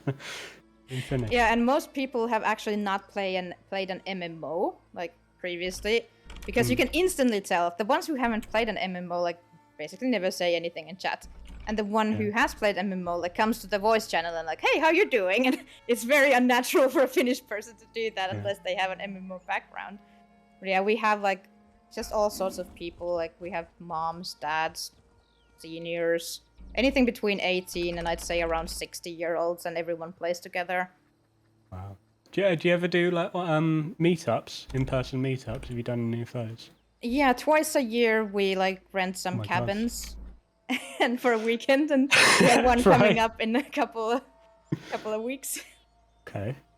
Except like during Corona we cancelled a few of them, but besides that it's once or twice a year. And I have to say, I am the only one like who is still going from like the original people. Oh. I have a meetup blog. I took that from like back in college. We'd always in our parties have a meetup blog and write things that people have said and Polaroids and other stuff, and we just read like the olden days and write dumb stuff people say out of context. But yeah, it's also because we are Finnish, like it's easier to meet up because Finland isn't that big. So, and they're in the center. Well, it is quite big. Well, I guess people aren't living like really up north, or are they? Oh, some people are. Okay. Like way up in the north, and they have like those like the Russian dogs. border. Almost, they have those dogs that like the sledding stuff with the dogs. What's it called? Huskies. Yeah, huskies and stuff. Like, just like basically any background you can think of, we have them. And I'd say like maybe a little bit more alcoholics than other guilds would have, just because we're Finnish. It's cold and there's nothing to do if you live in the tundra. Yeah. Is it true that Finnish people drink the urine of reindeers because reindeers eat like some fungus, something? They eat some psychedelic mushroom. Then if you drink the reindeer pee, you can get high off it. I've heard this. Where did you hear that? Like in 4chan or? It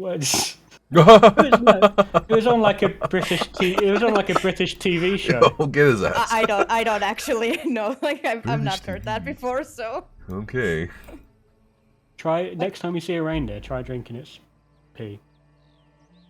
You get a nice little buzz. Okay, I'll send you some. As well. Brilliant, yeah, thanks. With the Carolina Reapers. Oh yeah, yeah. But I'm not actually that good with like all the Finnish, almost said lore, but like Finnish lore. Finnish lore. Finnish lore. I'm not that good, and I learn new things all the time. Like there are so many dialects and slang words, and I'm like, I have to ask, what does this word mean? Because I don't understand the sentence, and yeah. Yeah, God. So it's possible, like what you said is true. Maybe someone in chat can like confirm that, but I've not heard of it personally. It might be something like very much in like the Arctic Circle, like way up north. Yeah, I live in quite south of Finland.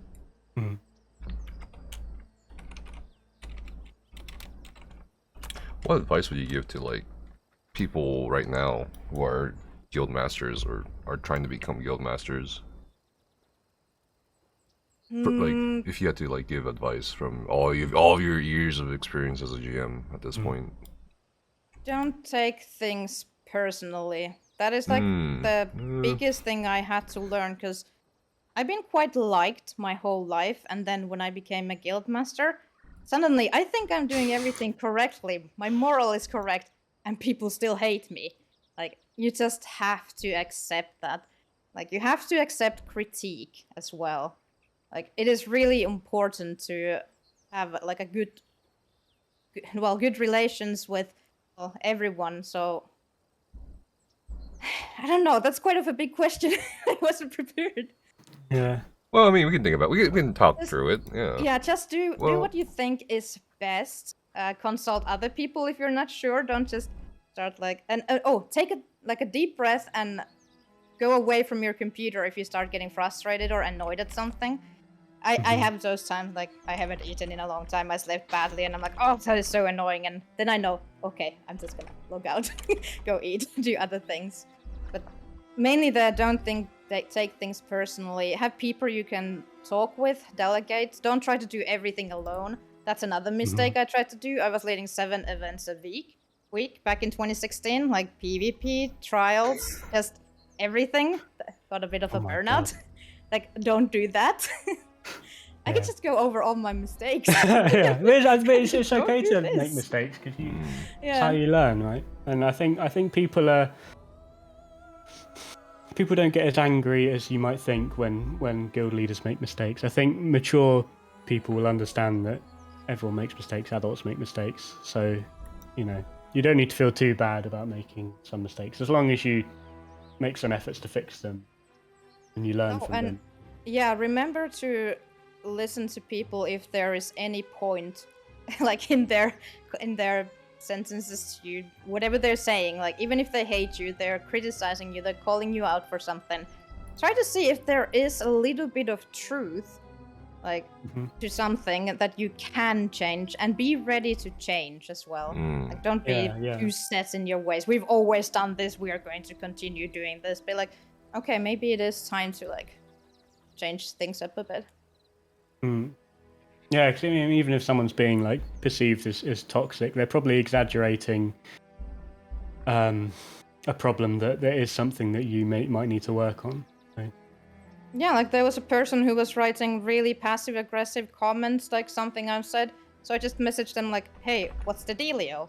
And then we talked it through, and we didn't have an issue anymore. Just like, there's usually something behind, and this is what I say to all my event leaders, guild lead, everything. Just if there's something that frustrates you constantly, maybe not like once, but constantly, you think about it. It festers in your mind. You think maybe you should say something. Just say something.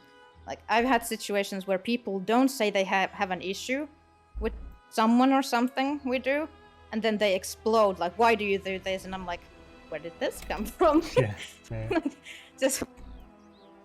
Just try to solve issues as they arise and don't let them fester. Then it becomes much harder.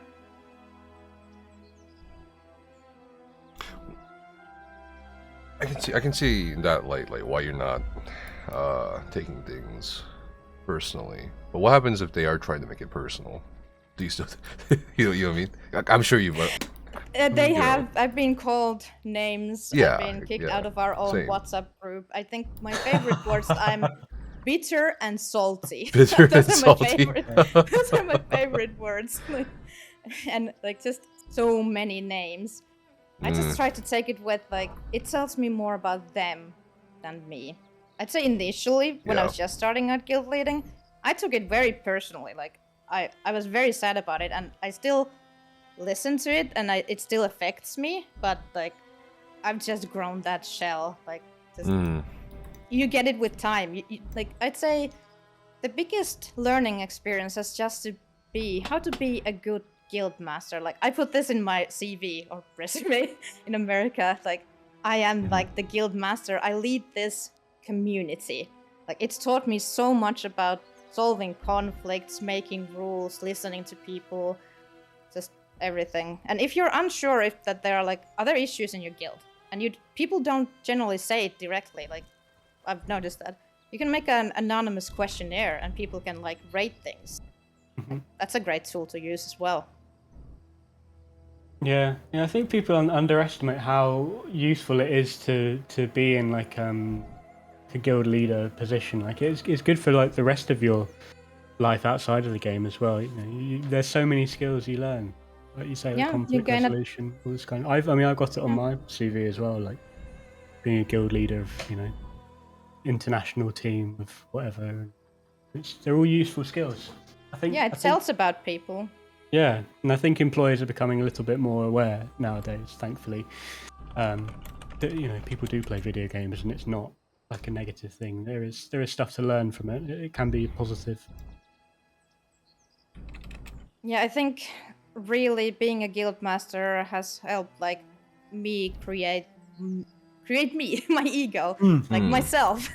Like it has like because I've been put to the test so many times, criticized, and I just have to see like, okay, is this something like I want to do? And you just have to deal with it and like constantly assess yourself as well, and you need to want to like improve. If you don't want to improve, then like you can never get better. But just when you put to the test, you learn so much like when you go through it. And if you just quit, then I mean that tells something about you as well. But like it's just a learning experience in general. When you were put to the test, were you having fun in a way? No. No, really? Well, like, I asked this because... I don't think it's fun at the time, is it? I mean... No, like, afterwards you can see the value in it, but when it happens, you just want to be like, I don't want to play this game anymore, I don't want to, like, deal with these people. Just, like, so many emotions arise, like, what are you gonna do? Basically, it's just a question, what are you gonna do with this? Because, as I said, like, I've been mostly liked, so when people criticize me, when I think I'm doing the correct thing, it just, like, made me more resolved. Is that the word? Resolved, yeah. Like, yeah. Resolute in my decisions that, like, yeah, this is the correct thing. So if you're pissing people off, you're probably doing the correct thing in something. Yeah. Like, I have my fair share of haters. I asked this because ultimately it's a game. Yeah. Right. Yeah. So I'm just kind of curious, like, I don't know, like, yeah, I'll agree with you there. I think some things that have happened with me are not fun at all. But then, like, most of it, I just think to myself, well, it's a fucking game. So just do whatever. To have fun with it. You know what I mean? I don't know. I don't explain it. It's just like, just don't give a shit anymore at that point. Yeah, and I always tell people, your real life first. I don't want to see people burn out, getting bitter. Like, for example, in our trials, if someone has to cancel, I don't ask for a reason. Like, just, like, if someone can't come... if someone can't come to a trial, I don't ask, because it's not my deal. If it happens multiple times, then I will ask. But, like, I've had people cancel, like, oh, I can't come to the trial, and then, like, oh, why can't you come? And, like, it puts that pressure, and it's none of, like, your business what's going on in their life. Like, maybe someone just died. My arse fell out, and I need to put it back in. I didn't want to tell you this. Yeah. Huh. No, I get that. But yeah, like, if sometimes you just don't want to play, some people don't have the mental energy at the time. Like, if it's constant, like I'd say over 3 times in a row or in a short period of time, then I'll ask, like, everything okay, or like, what's the reason? But if someone says, like, oh yeah, sorry, I forgot 5 times in a row, then like, that's not cool. Get out. Yeah. But you never know what's going on in people's lives, and when you start like pestering them, like, what's the reason? Why did you do that? Like, why don't you come? Or you don't have anything going on, come with us. And like, you're not in control of other people. Like, people have lives, and that's part of, like, it's just a game. People have lives. Yeah. Like, yeah, I get that, but like, if my main gripe is if you're signing up for something like a raid, or I don't know, something that you are what you're needed for, and you don't say anything, it's like, I don't know, like, there's very extreme scenarios where you can't say anything. So it just feels like to me they're not respecting your time when they sign up, and then they don't say anything, not showing up. You know what I mean? Because everyone has phones, or I feel like most people have phones where they have Discord or something, anything. yeah, I mean, say, I agree oh, you know, on that. Like, emergency. You know, there's an emergency. Okay, cool. I don't care. But at least say something. Yeah, most people actually volunteer the reason. It's not like I don't get the reason why someone cancelled. Oh, like, yeah, sorry, I can't come. But like, I don't need to know. I just need to know if it happens often. Like, yeah, exactly. Like, everyone can have an emergency, or once, maybe twice. But if you just keep coming late or not coming at all, then that's not okay. Then that then kind I'll of ask. that will suggest that there's something wrong with the raid that means that they don't want to. Yeah. And then it becomes like your business. Yeah. I've had people like actually say, I am not coming to this raid because there is a certain person in there. And at that point, like, God. do you favor someone over? Oh God, I've had that happen so many times. I'm just like, I don't give a shit. What do you want me to do? What do you want me to do? You know what I mean? Do you want me to what do you want me to do? At the end of the day, like, what do you want me to do? I think you just have to go with the alpha player that is happy to just sign up. I mean, is the person causing issues in the raid? If not, then I think they have every right to be there. Right. But if they're being toxic or something, and someone says, I'm not coming because that person's toxic, then I think as a guildmaster, I have the responsibility to deal with that and see what the issue is. But some people just don't want to play together. Like, that's okay too. What if I was like raiding with my wife, and then we divorced IRL, and I signed up to a raid, and then she signed up, and then I dropped out because I didn't want to interact with her? How would you resolve that? I would just ask like both opinions in this, and I also like ask my guild lead, like, what should we do at this? Most of the time, if you give people the opportunity, they will actually resolve these things by themselves. Yeah. But in these cases, I have to say, I've seen a lot of couples arise from our guild, like being first friends. Like, I told you this all too. Like, they move in together and then they separate, and then always one of them quits. And if they don't quit, they find another guild. Like, there are the rare occasions where like people still continue to play in the same raids and in the guild, but most of the time the other one just stops playing. Yeah. I don't think I could ever be in a prog group with a partner. Like, it would just, it's so difficult. Well, okay, that depends. Really? But it's difficult. It kind of ruins the democracy of it, because there's like a block voting instead of I think it depends. Independence. It depends a lot. I mean, I have so much experience with couples in raiding contexts. It's like insane. There's some couples that have got it together. You know what I mean? You know what I mean? Like, I'm serious, and that's fine. Like, I have some favorite raiding couples, yeah, but most of them, holy shit! I never want to, like, that's like 90%. I don't want to raid with, you know, a couple if I can help it. You know, if they don't have their shit together, because that really does affect like the rest of the team. And you know, raiding is not meant to be, I don't know, couples therapy. It's supposed to be exactly about teamwork. Yeah, and I think as a guild leader, you know, it's not really your responsibility to be having to fix these things. Yeah, even though you know it's directly going to affect, you know, how you're managing the guild. Well, that's going to become a problem. Yeah, and that goes back to what Eden said much earlier in the podcast. Like, people expect you to like know everything and do everything, including people skills. You know, there's some GMs that don't have people skills at all, for real. I think that's fine. You know, but fuck, you know, leave your problems out of public, in my opinion. Yeah. Yeah, and I think why that's not really an issue in our trials generally is we don't have a core group besides like one currently that I started, like, was it this year or late last year?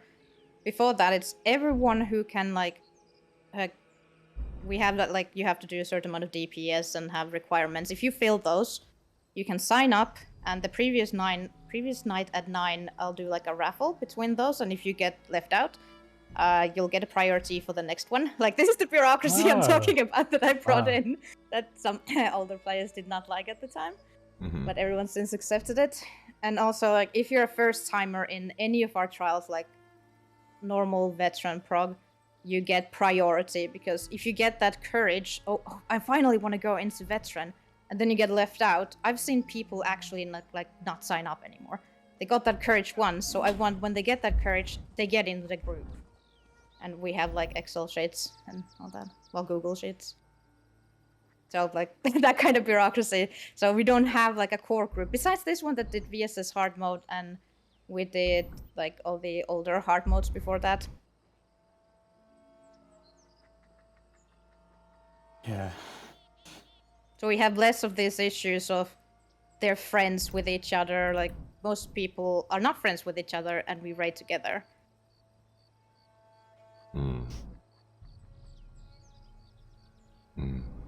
Yeah, I can definitely see the benefits of catering to a specific demographic at this point. For sure. Yeah, and we don't always like complete things. Yeah, Normal trials, well, we complete things, but veteran or like harder DLCs, just. But people get the experience, and maybe they'll get excited and want to come again and raid more. Like, that's what I want to be. I want to be the stepping stone into raiding. But I also saw the need, like, we need one group that doesn't change much, besides maybe a backup every now and then, so we can progress like faster and together. So that's why we had the whole progression too. And previously we had, it was called the Great Progression, I guess, in English, that we did with the trifectas with, and it needed like a core group as well. Yeah, you definitely need some consistency, progression raiding. Do you usually tank? Or do you do everything? Like, I do everything, like, I literally do everything. Okay, cool. I'm a necro tank, or a warden healer, or I play DPS on one of my necros, or my DK, like a Zen Alcos buff DK. But, like, I know pretty much every role, and I've healed, tanked, and DPS everything, so... I think Nephis is annoyed that he didn't get to tank QuakeCon. What? I'm not annoyed. I'm like, whatever. Oh, no, well, no. When I said you're DPSing, you're like, what? Well, it's because, like, you know... You didn't have a DPS ready. Okay, well, yeah, exactly. But I have a question. Like, why didn't we just do that on PTS? You know what I mean? Is there really a difference? Yeah. Oh, because we would have had to play with update 35. Who cares? You wouldn't have been able to do that content on... Yeah, we would have. What are you talking about? Yeah, we probably would have done, actually. You would I don't know. You were hosting these practice runs, bro. Like, come on. Like, the same shit. I don't know. I think we could have. I don't know. It would have been so much easier. People were worried about update 35. Oh my god, that keeps coming up. No matter what podcast we're doing or whoever we're talking to, update rate. It's gonna be happening for years. It's gonna. We're gonna talk about this for like the next fucking 2 years. So how long have people been talking about the Morrowind update? Nefer still says it every week. Exactly. So this is gonna go on forever. Well, it's because it's so similar to Morrowind, but worse Yeah, in I a lot of remember. different ways. It's better in some ways because back in Morrowind, not everybody knew. Well, I don't know how to say this. Like, you're more connected now than before. The general community, right? EU knows NA players know EU players, console players know we PC didn't have players. Discord then. Did Yeah, we? exactly. Nope. So it's better in some ways, but worse in other ways. I feel like for a lot of different reasons. What was it about Morrowind people didn't like? It was the heavy attacks and you couldn't spam orbs anymore. Well, they changed combat, right? They nerfed CP. They changed. I think it was a heavy. Yeah, the heavy attacks. They also nerfed the armor passives to target sustain. They also made a lot of sustain was a real exactly. pain in the arse. They made Yeah, that was- they made previous builds completely obsolete. And you had to resort to just heavy attack, or mostly heavy attack setups, even for raiding. So there was a heavy attack meta. Yeah. Yeah. I specifically remember that patch because we were doing Halls of Fabrication. It was at the time when you would see everyone's AoEs. There was no like turn off everyone's AoEs. Oh my god. Everyone had like just shock staffs. Zorks had like all their pets and the moss. And then on Halls of Fabrication's second boss, I was tanking. And do you know how hard it is to see Yes. the little flash where you need to block when there's like all these AoEs plus like lightning shit, yeah. Yeah, lightning stuff and I think the shock ultimates as well. Mhm. Yeah, Ultimates. the Destra ultis. So you couldn't see it from any point of view. Like even if you want to go first person, there was just moss all like everywhere. Yeah. I have PTSD from that. Yeah, it was a big thing. Because in terms of player freedom, it limited a lot of things. Because remember back then, you couldn't have like a two-handed weapon counted as a one piece bonus. Yep. So you know your build pool got a lot smaller. Kind of like with this patch where people, well, you lose damage. What do you do? Naturally, you have to, move away from a diverse pool of builds and invest more into what they call meta setups to get that damage back somehow. So that's limiting player freedom. So yeah, there's a lot of similarities between this patch and Morrowind. That's why we keep bringing it up. I don't know. True. And players who quit during Morrowind, they sometimes watch my videos. One of my friends actually still watches my videos, even though he quit after Morrowind. And he the comment he put on the video was, "This is literally Morrowind." So people still remember it. Still remember. Yeah. Hashtag never forget. Never forget. But yeah. So how many players do you have that played during Morrowind and continued and still raids? Well, I don't know about PCU because again, back then we weren't connected to each other, right, as much as we are now. But PCNA, literally all the in-game teams except like one quit. Mid-tier, you saw a huge drop in the amount of raid leads and also raiders. If you don't have raid leads, no one wants to raid lead, you don't have raids. If you don't have raids, the knowledge gap increases because no one's there to teach you. There's a reason why on PCNA still, you still see groups do these really outdated strats from 2016, 2015, 2014. And the reason is there's a gap between 2017 and 2019 where no one's teaching the updated strats that the in-game teams are doing. We came up with because we were in isolation. So in terms of population, it was devastating. And it took about 2 years for PCNA to get back to where it was before Morrowind. And another 2 years up until 2021 to see the amount of activity rise for raiding. And now, 2022, we're kind of like going full circle. How about personally, like, do you know any people who still raid from those times?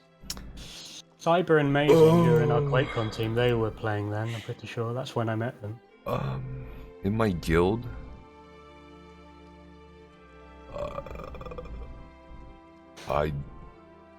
I could probably think about 5 players on EU. I'm trying to think. I'm like looking through the list. Yeah, I only know like a couple people who still play from those times. I think I'm like, this is gonna sound really fucking sad. I think I'm the only person left. Aww. You know, it's a little sad. I think I'm the only person left from that kind of time. Yeah, honestly. I'm the only person left from like the 2014 times Yeah, in my same. guild as well. Yeah, Exactly. I can't Yeah, think of it's any people. We're just starting to sound really old in this podcast. Back in my day. retirement home, literally. We're just sad old raiders at this Hey point. guys, welcome to the 29th episode of the retirement home for TESO. Today we're gonna reminisce about the good old times. Do you remember people using? God, what was that? I remember that like Deltia heavy attack build with was it Mephala? Oh my Jesus. god, Mephala, dude, does that set still exist? No one's done Fungal Grotto in years. Oh god, I can't believe they nerfed Fungal Grotto. I was No losing one it. asked for that. They nerfed Fungal Grotto. And I was like, what? No way, They man. always seem to nerf like Imperial City Prison and White Gold Tower like every single major update. I didn't think they needed nerfing anymore. But Completion rate is usually the main metric that they use for nerfing content. We can see that from White Gold Tower, Imperial City Prison, Bloodroot Forge. but I think that's because if you get like Imperial City Prison as your queue for a random dungeon, you just leave because it's going to take too long. What? No, I feel like the only random normal I would leave is Lair Marsalok. I hate that place. I fucking hate that place so much. So you get a lead So in there bad. now. I already got the Yeah, lead. you do it once to get Okay. the lead, and then you don't like do it again. So No, you need to get it 3 times for the Codex entry. true. What's up? Oh yeah. Do you gather those, Ollie? Jesus. Okay. I'd be pretty impressed because we would need to get like all the ancestral motifs as well. Those are only Only one. once, They've only got once, one. but like you Stuff, still yeah. need to get them. Like I've been getting all my treasure maps and like using them, and I still don't have like half of them. And I already have the motifs. I just do it for like the codex. Yeah. Well, so earlier when you said you had all the achievements for the furnishings, are you like an achievement hunter then? Do you keep up with your achievements? Some these days, a bit less in the past 2 years, like or the past year-ish, because I was doing other IRL things. Yeah. But yeah, I try to do every achievement I can, and then like catch up on older ones. I have most of them. I don't remember exactly, but like over 50k achievement points right now. So I'm missing like 3k or something. Have you been doing like trial trifectas? Have you got trial trifectas? Up to Cloud Rest, but then like I stopped our Great Progression group, so we didn't do Godslayer and beyond that. Yeah. Is that are you only doing like progrades with your Finnish guild, or do you Currently, join just my Finnish guild. Like I can relate to like people using those old tactics from 2016, and sometimes I do that, and then someone comes like, "Hey, do you know there's a better way to do this?" But I'm like, "Okay, tell me." And then if it's actually like better and not like 0.5% better, then I'm okay. This is the new way we're doing it now. Like I rarely go outside my bubble. Like sometimes I go fill in other groups, but rarely. I wonder if you made a raid team out of people from each country in Europe, like which would win. I feel like the Netherlands have got a lot of. Oh no, Germany's gonna win. Bloody Germans. I feel like Finland will probably have like the best. They'd probably have the only team that have actually played with each other. Maybe. Yeah. Yeah, we were the first Finnish teams like to do trifectas in my guild. Yeah. Now there are other Finnish groups that do it as well. Oh yeah, no, I know. Yeah, didn't they get Swashbuckler recently?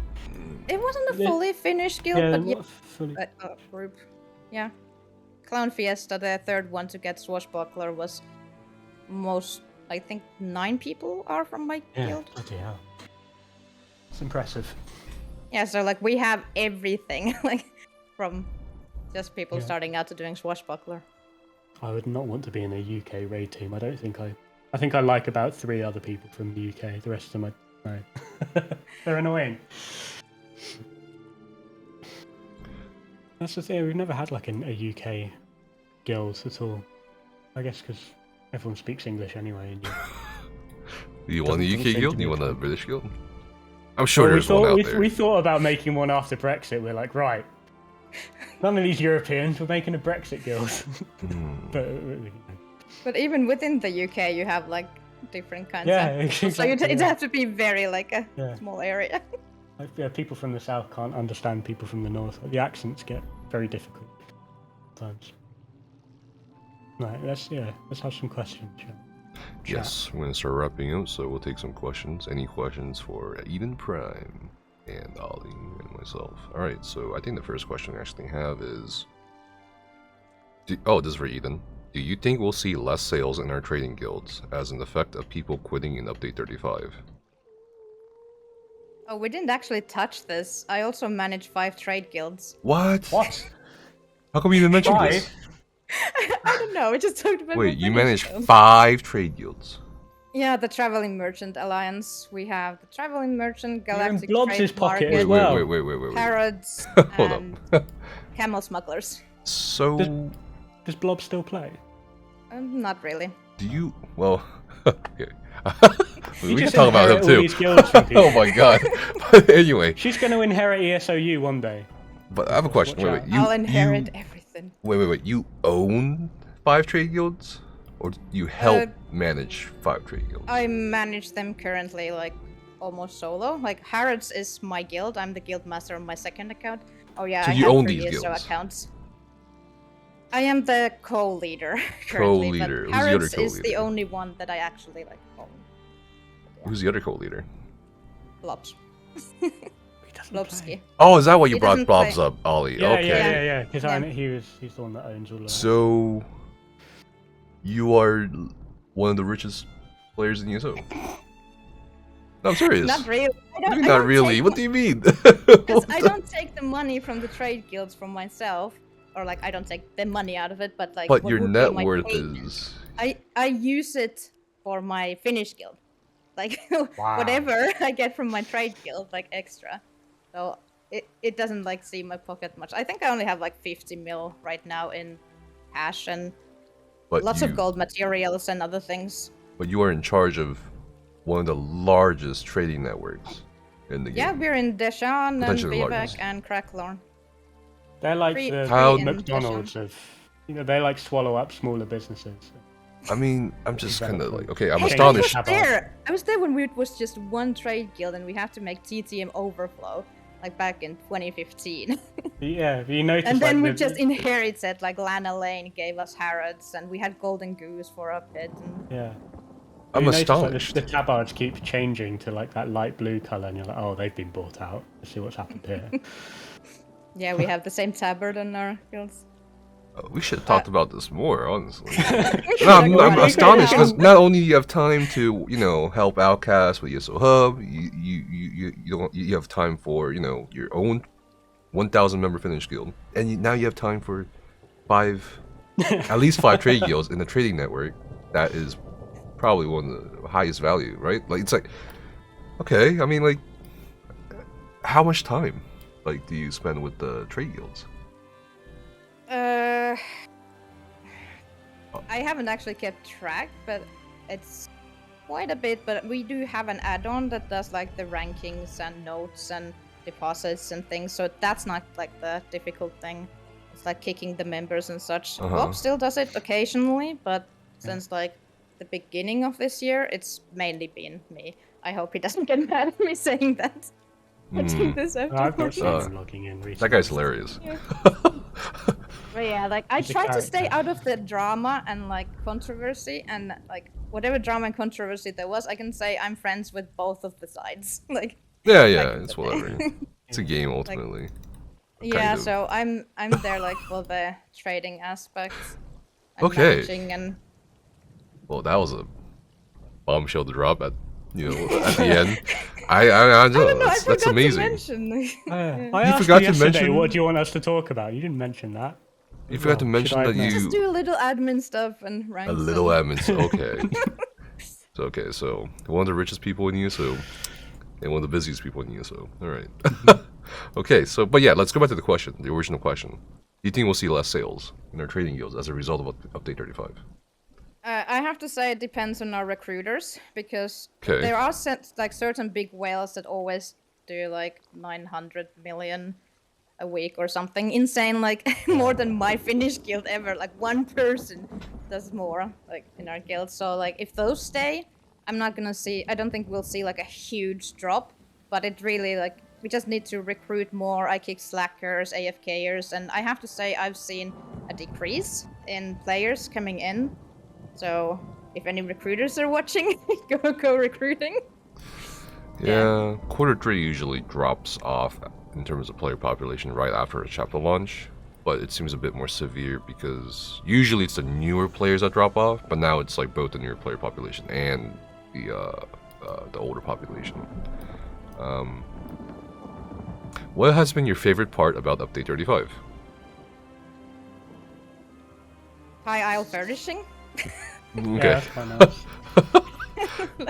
like the gaming aspect. I haven't actually played damage dealer more than once this patch. I've been tanking and healing, and I haven't noticed like a big difference in those roles. Mm-hmm. So like that didn't affect me yet. I'm currently farming like for Pillar of Nirn. I mean, I have it, but farming with people as well. So like these DPS things haven't just affected me, and I don't like doing parses, so I haven't even done a parse yet, more than on my Stamcrow. Yeah. That was with suboptimal gear, so I'm not even gonna say, but other than it was less than 100k. So like it hasn't affected me that much. I've seen it affect our guild more like in trials, in healing and the damage dropping and things becoming just generally harder. Yeah. But my favorite part is the high isle furnishing. They're pretty nice. You can still play last patch's DPS builds, but the dots last so long that you'll probably fall asleep. But there are like new dot builds that are very, very complicated to play to get you that extra like 5-10k. Yeah. So Proc I'd sets advise too. maybe, yeah, I'd advise maybe not bothering with those if you're like a mid game. I mean, I'm not even bothering with them at the moment. I'm actually really doing score pushing. I would just not recommend gear crafting or investing to build this patch because Q4 PTS is right around the corner, basically. Yeah, So, just keep your maelstrom back bar, your yeah, just do whatever this patch. sets, your body set, your jewelry and weapon. Yeah. This is a question from Sophie for Eden. Do you come across people that joined your guild and just want to be carried and don't want to put in any work to improve? When I was a guildmaster, I found this very often and was exhausting and frustrating. So carried in trials or I guess. what? Yeah. I guess in If you PvE mean content. trials- Yeah, trial. Let's say trials. Yeah, I've seen without a work. few, but like they're no longer in the guild. They Oh. have. I didn't kick them. They just stopped being in our guild. They Right. have a certain mindset. They want something. They're just going to use other people to get it, and then they're gonna do other things. So some of these people just wanted the skins, and then like they were out. But I don't think anyone can be fully carried because we have like the certain set of requirements you have to meet. So like you can't just take someone doing 5k DPS and put it on our vet trial. Yeah. Okay. But occasionally I do come across that, but like it's pretty rare. Most people want to play together and improve together. Yeah, and I think if you've got like a focus on community in your guild rather than we're just here to complete the content, then I think you do get like a different kind of people. Yeah, definitely. I want to make a guild. You know what I mean? Like what about you know how like in zone chat the guilds always advertise that they're like really friendly, you know, they're very active, you know, they're not they're not competitive. What if you made a guild that's like, okay, we're really unfriendly, all right? I've seen people, really you know, like we're the worst guild, don't join us. I've seen those too. Yeah. I don't know. Reverse psychology, I guess. Like if you can't Yeah. take being shouted at in our trials, don't join. Yeah. Whoa. those. Shit. Survive with the fittest. Alright, what's the moment? Oh, this is a question for all of us. What's the moment you most cherish in your ESO journey?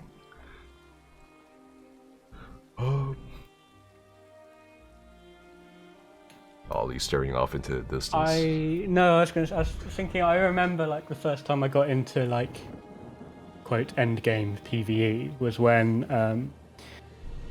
like in my social guild someone needed like a backup tank for Imperial City Prison. This was like just kind of when they came out, and like I did it, and apparently I did very well because they're like, oh yeah, let's, you know, can you join us for like more dungeons? And we ended up doing like they weren't really trifectas, were they? But we unlocked like the Horva Scamp pet, and you know, like super famous in our guild as being like the top PvEers, and that was, I don't know, a sort of foundation moment for me.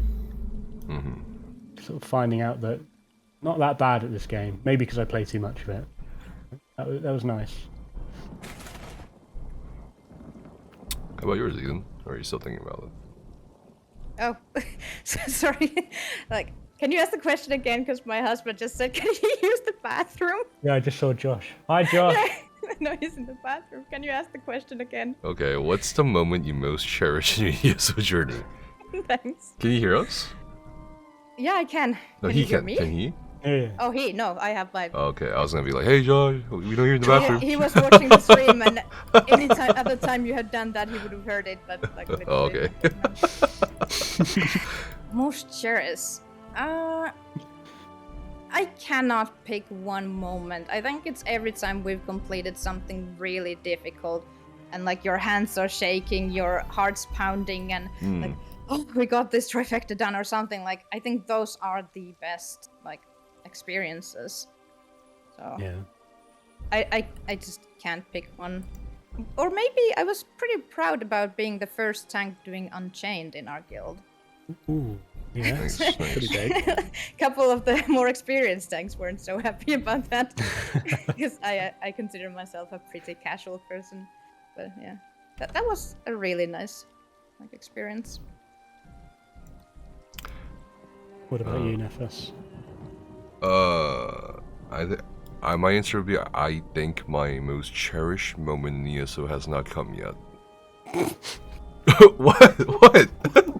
No, I'm serious. What do you mean? I mean, I've got Uno card. The question. Yeah. Anyway, well, it hasn't come yet. There's so much stuff I still want to do in ESO. Crazy shit. So Master Angler. I already got that. Okay. Anyway, is it worth getting very into cool. raiding for the first time this patch, or wait until a later update? Both. I don't know, like. Well, for me personally, I'm not going to be bothering doing any like hard mode progressions. I'm not going to join like a swashbuckler group for this patch. I just don't think there's enough people playing that I would enjoy playing with. But you know, if you're like brand new to the game, like, I think normal trials are still fine. Like even non-hard mode is still accessible enough, Yeah. just about.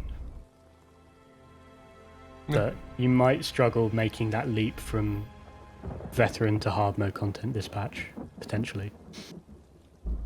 Yeah, if you're just starting out, you basically don't know what you've been missing, so I think it's gonna be fine. Yeah. Okay, we got 2 more questions. And that'll be it. Let's see. As an experienced trade guild manager, do you happen to have a few golden tips for starting players who want to become successful traders as well? Good question. Do your writs, I would say, is the first thing. Okay.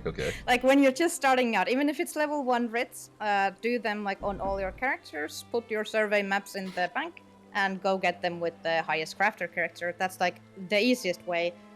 If you have DLCs, go farm some motifs that are in stock, like a new or high isle furnishing right now is like the thing to get. And can I give a shout out to someone I think does like really Sure. good gold making guides? Artea on YouTube. Oh, yes. Oh, I thought you were gonna say Outcast. I was like, yeah, let's go. Shout out to Outcast. No, I follow other people too. Okay. I check who has the best content and like Oh, when there are shit. issues, I write like, hey, The this isn't Artea, working. yeah, You hell can't yeah. find this thing. But yeah, Artea is the person, and she occasionally uses my pictures as well, like in them. So it's kind of like I'm shouting out my pictures as well. She has really good guides. Like if you're starting out, if you don't have DLCs, just the base game and like no ESO plus, she has all these sort of things, and she keeps them up to date. Like every time there's something new come in or an event, what you can farm in an event, she does those. Yeah. All Josh right. is now putting on his headphones. Hello, welcome back. Last question. Do you have any long-term goals for ESO? like objectives or dreams? I don't. I think I want to keep doing what we're doing now and just improve that. Like, I always look how to improve things. But long-term goals, well, I'm gonna be achievement hunting for as long as I can play. Occasionally, as long as you want. Until you're like 90 years old. Still getting Planesbreaker. Yeah, and getting like lore books, like those little notes and stuff. I have most of them, like just on these sort of things. I'll just keep doing and improving on what I do for as long as I can. Yeah. Alright. How about you, Ollie? Nice. Jesus, I don't know. I'm enjoying like the casual stuff quite a lot. Like I'm just enjoying like teaching people and making the raiding community bigger, I think. It's very hard to do that with these updates. It's not an easy thing to advertise. But I mean, yeah, like I don't know, building like a nice community, because I think that's what it's all about, isn't it? Really, just making, keeping a nice, healthy, friendly community going.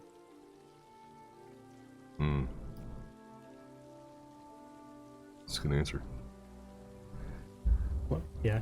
I mean, I realize I do have a few ideas, like to do more things on my YouTube, because I'm pretty inactive at that. Just do a furnishing or like a daily reward every now and then, but I'm not gonna say anything so no one steals my ideas. But like, I have a few ideas, just need to find the time for it between everything I have. How about you, Nefes? Long-term goals for ESO. I don't do crazy stuff. Yeah.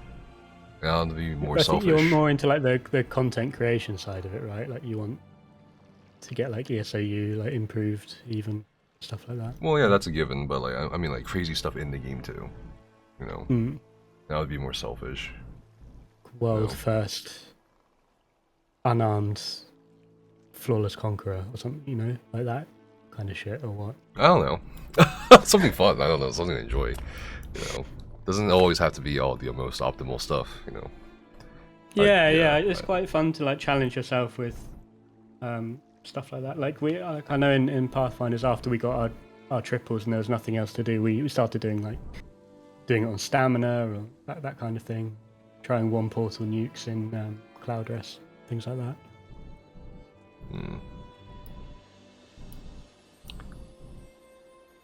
But yeah, that's pretty much it for me. Just be a little bit more selfish, and that's it. Yeah. Well, I guess we'll wrap it up here. I don't want to keep you guys for too long, so I'll wrap it up here. But again, thank you so much, Eden, for taking the time out of your very, very, very busy schedule, it seems. But I think someone said it earlier. What is it? 5 trading guilds, 1 trial social guild, multiple accounts, unchained, other trifectas, the average Finnish casual gamer.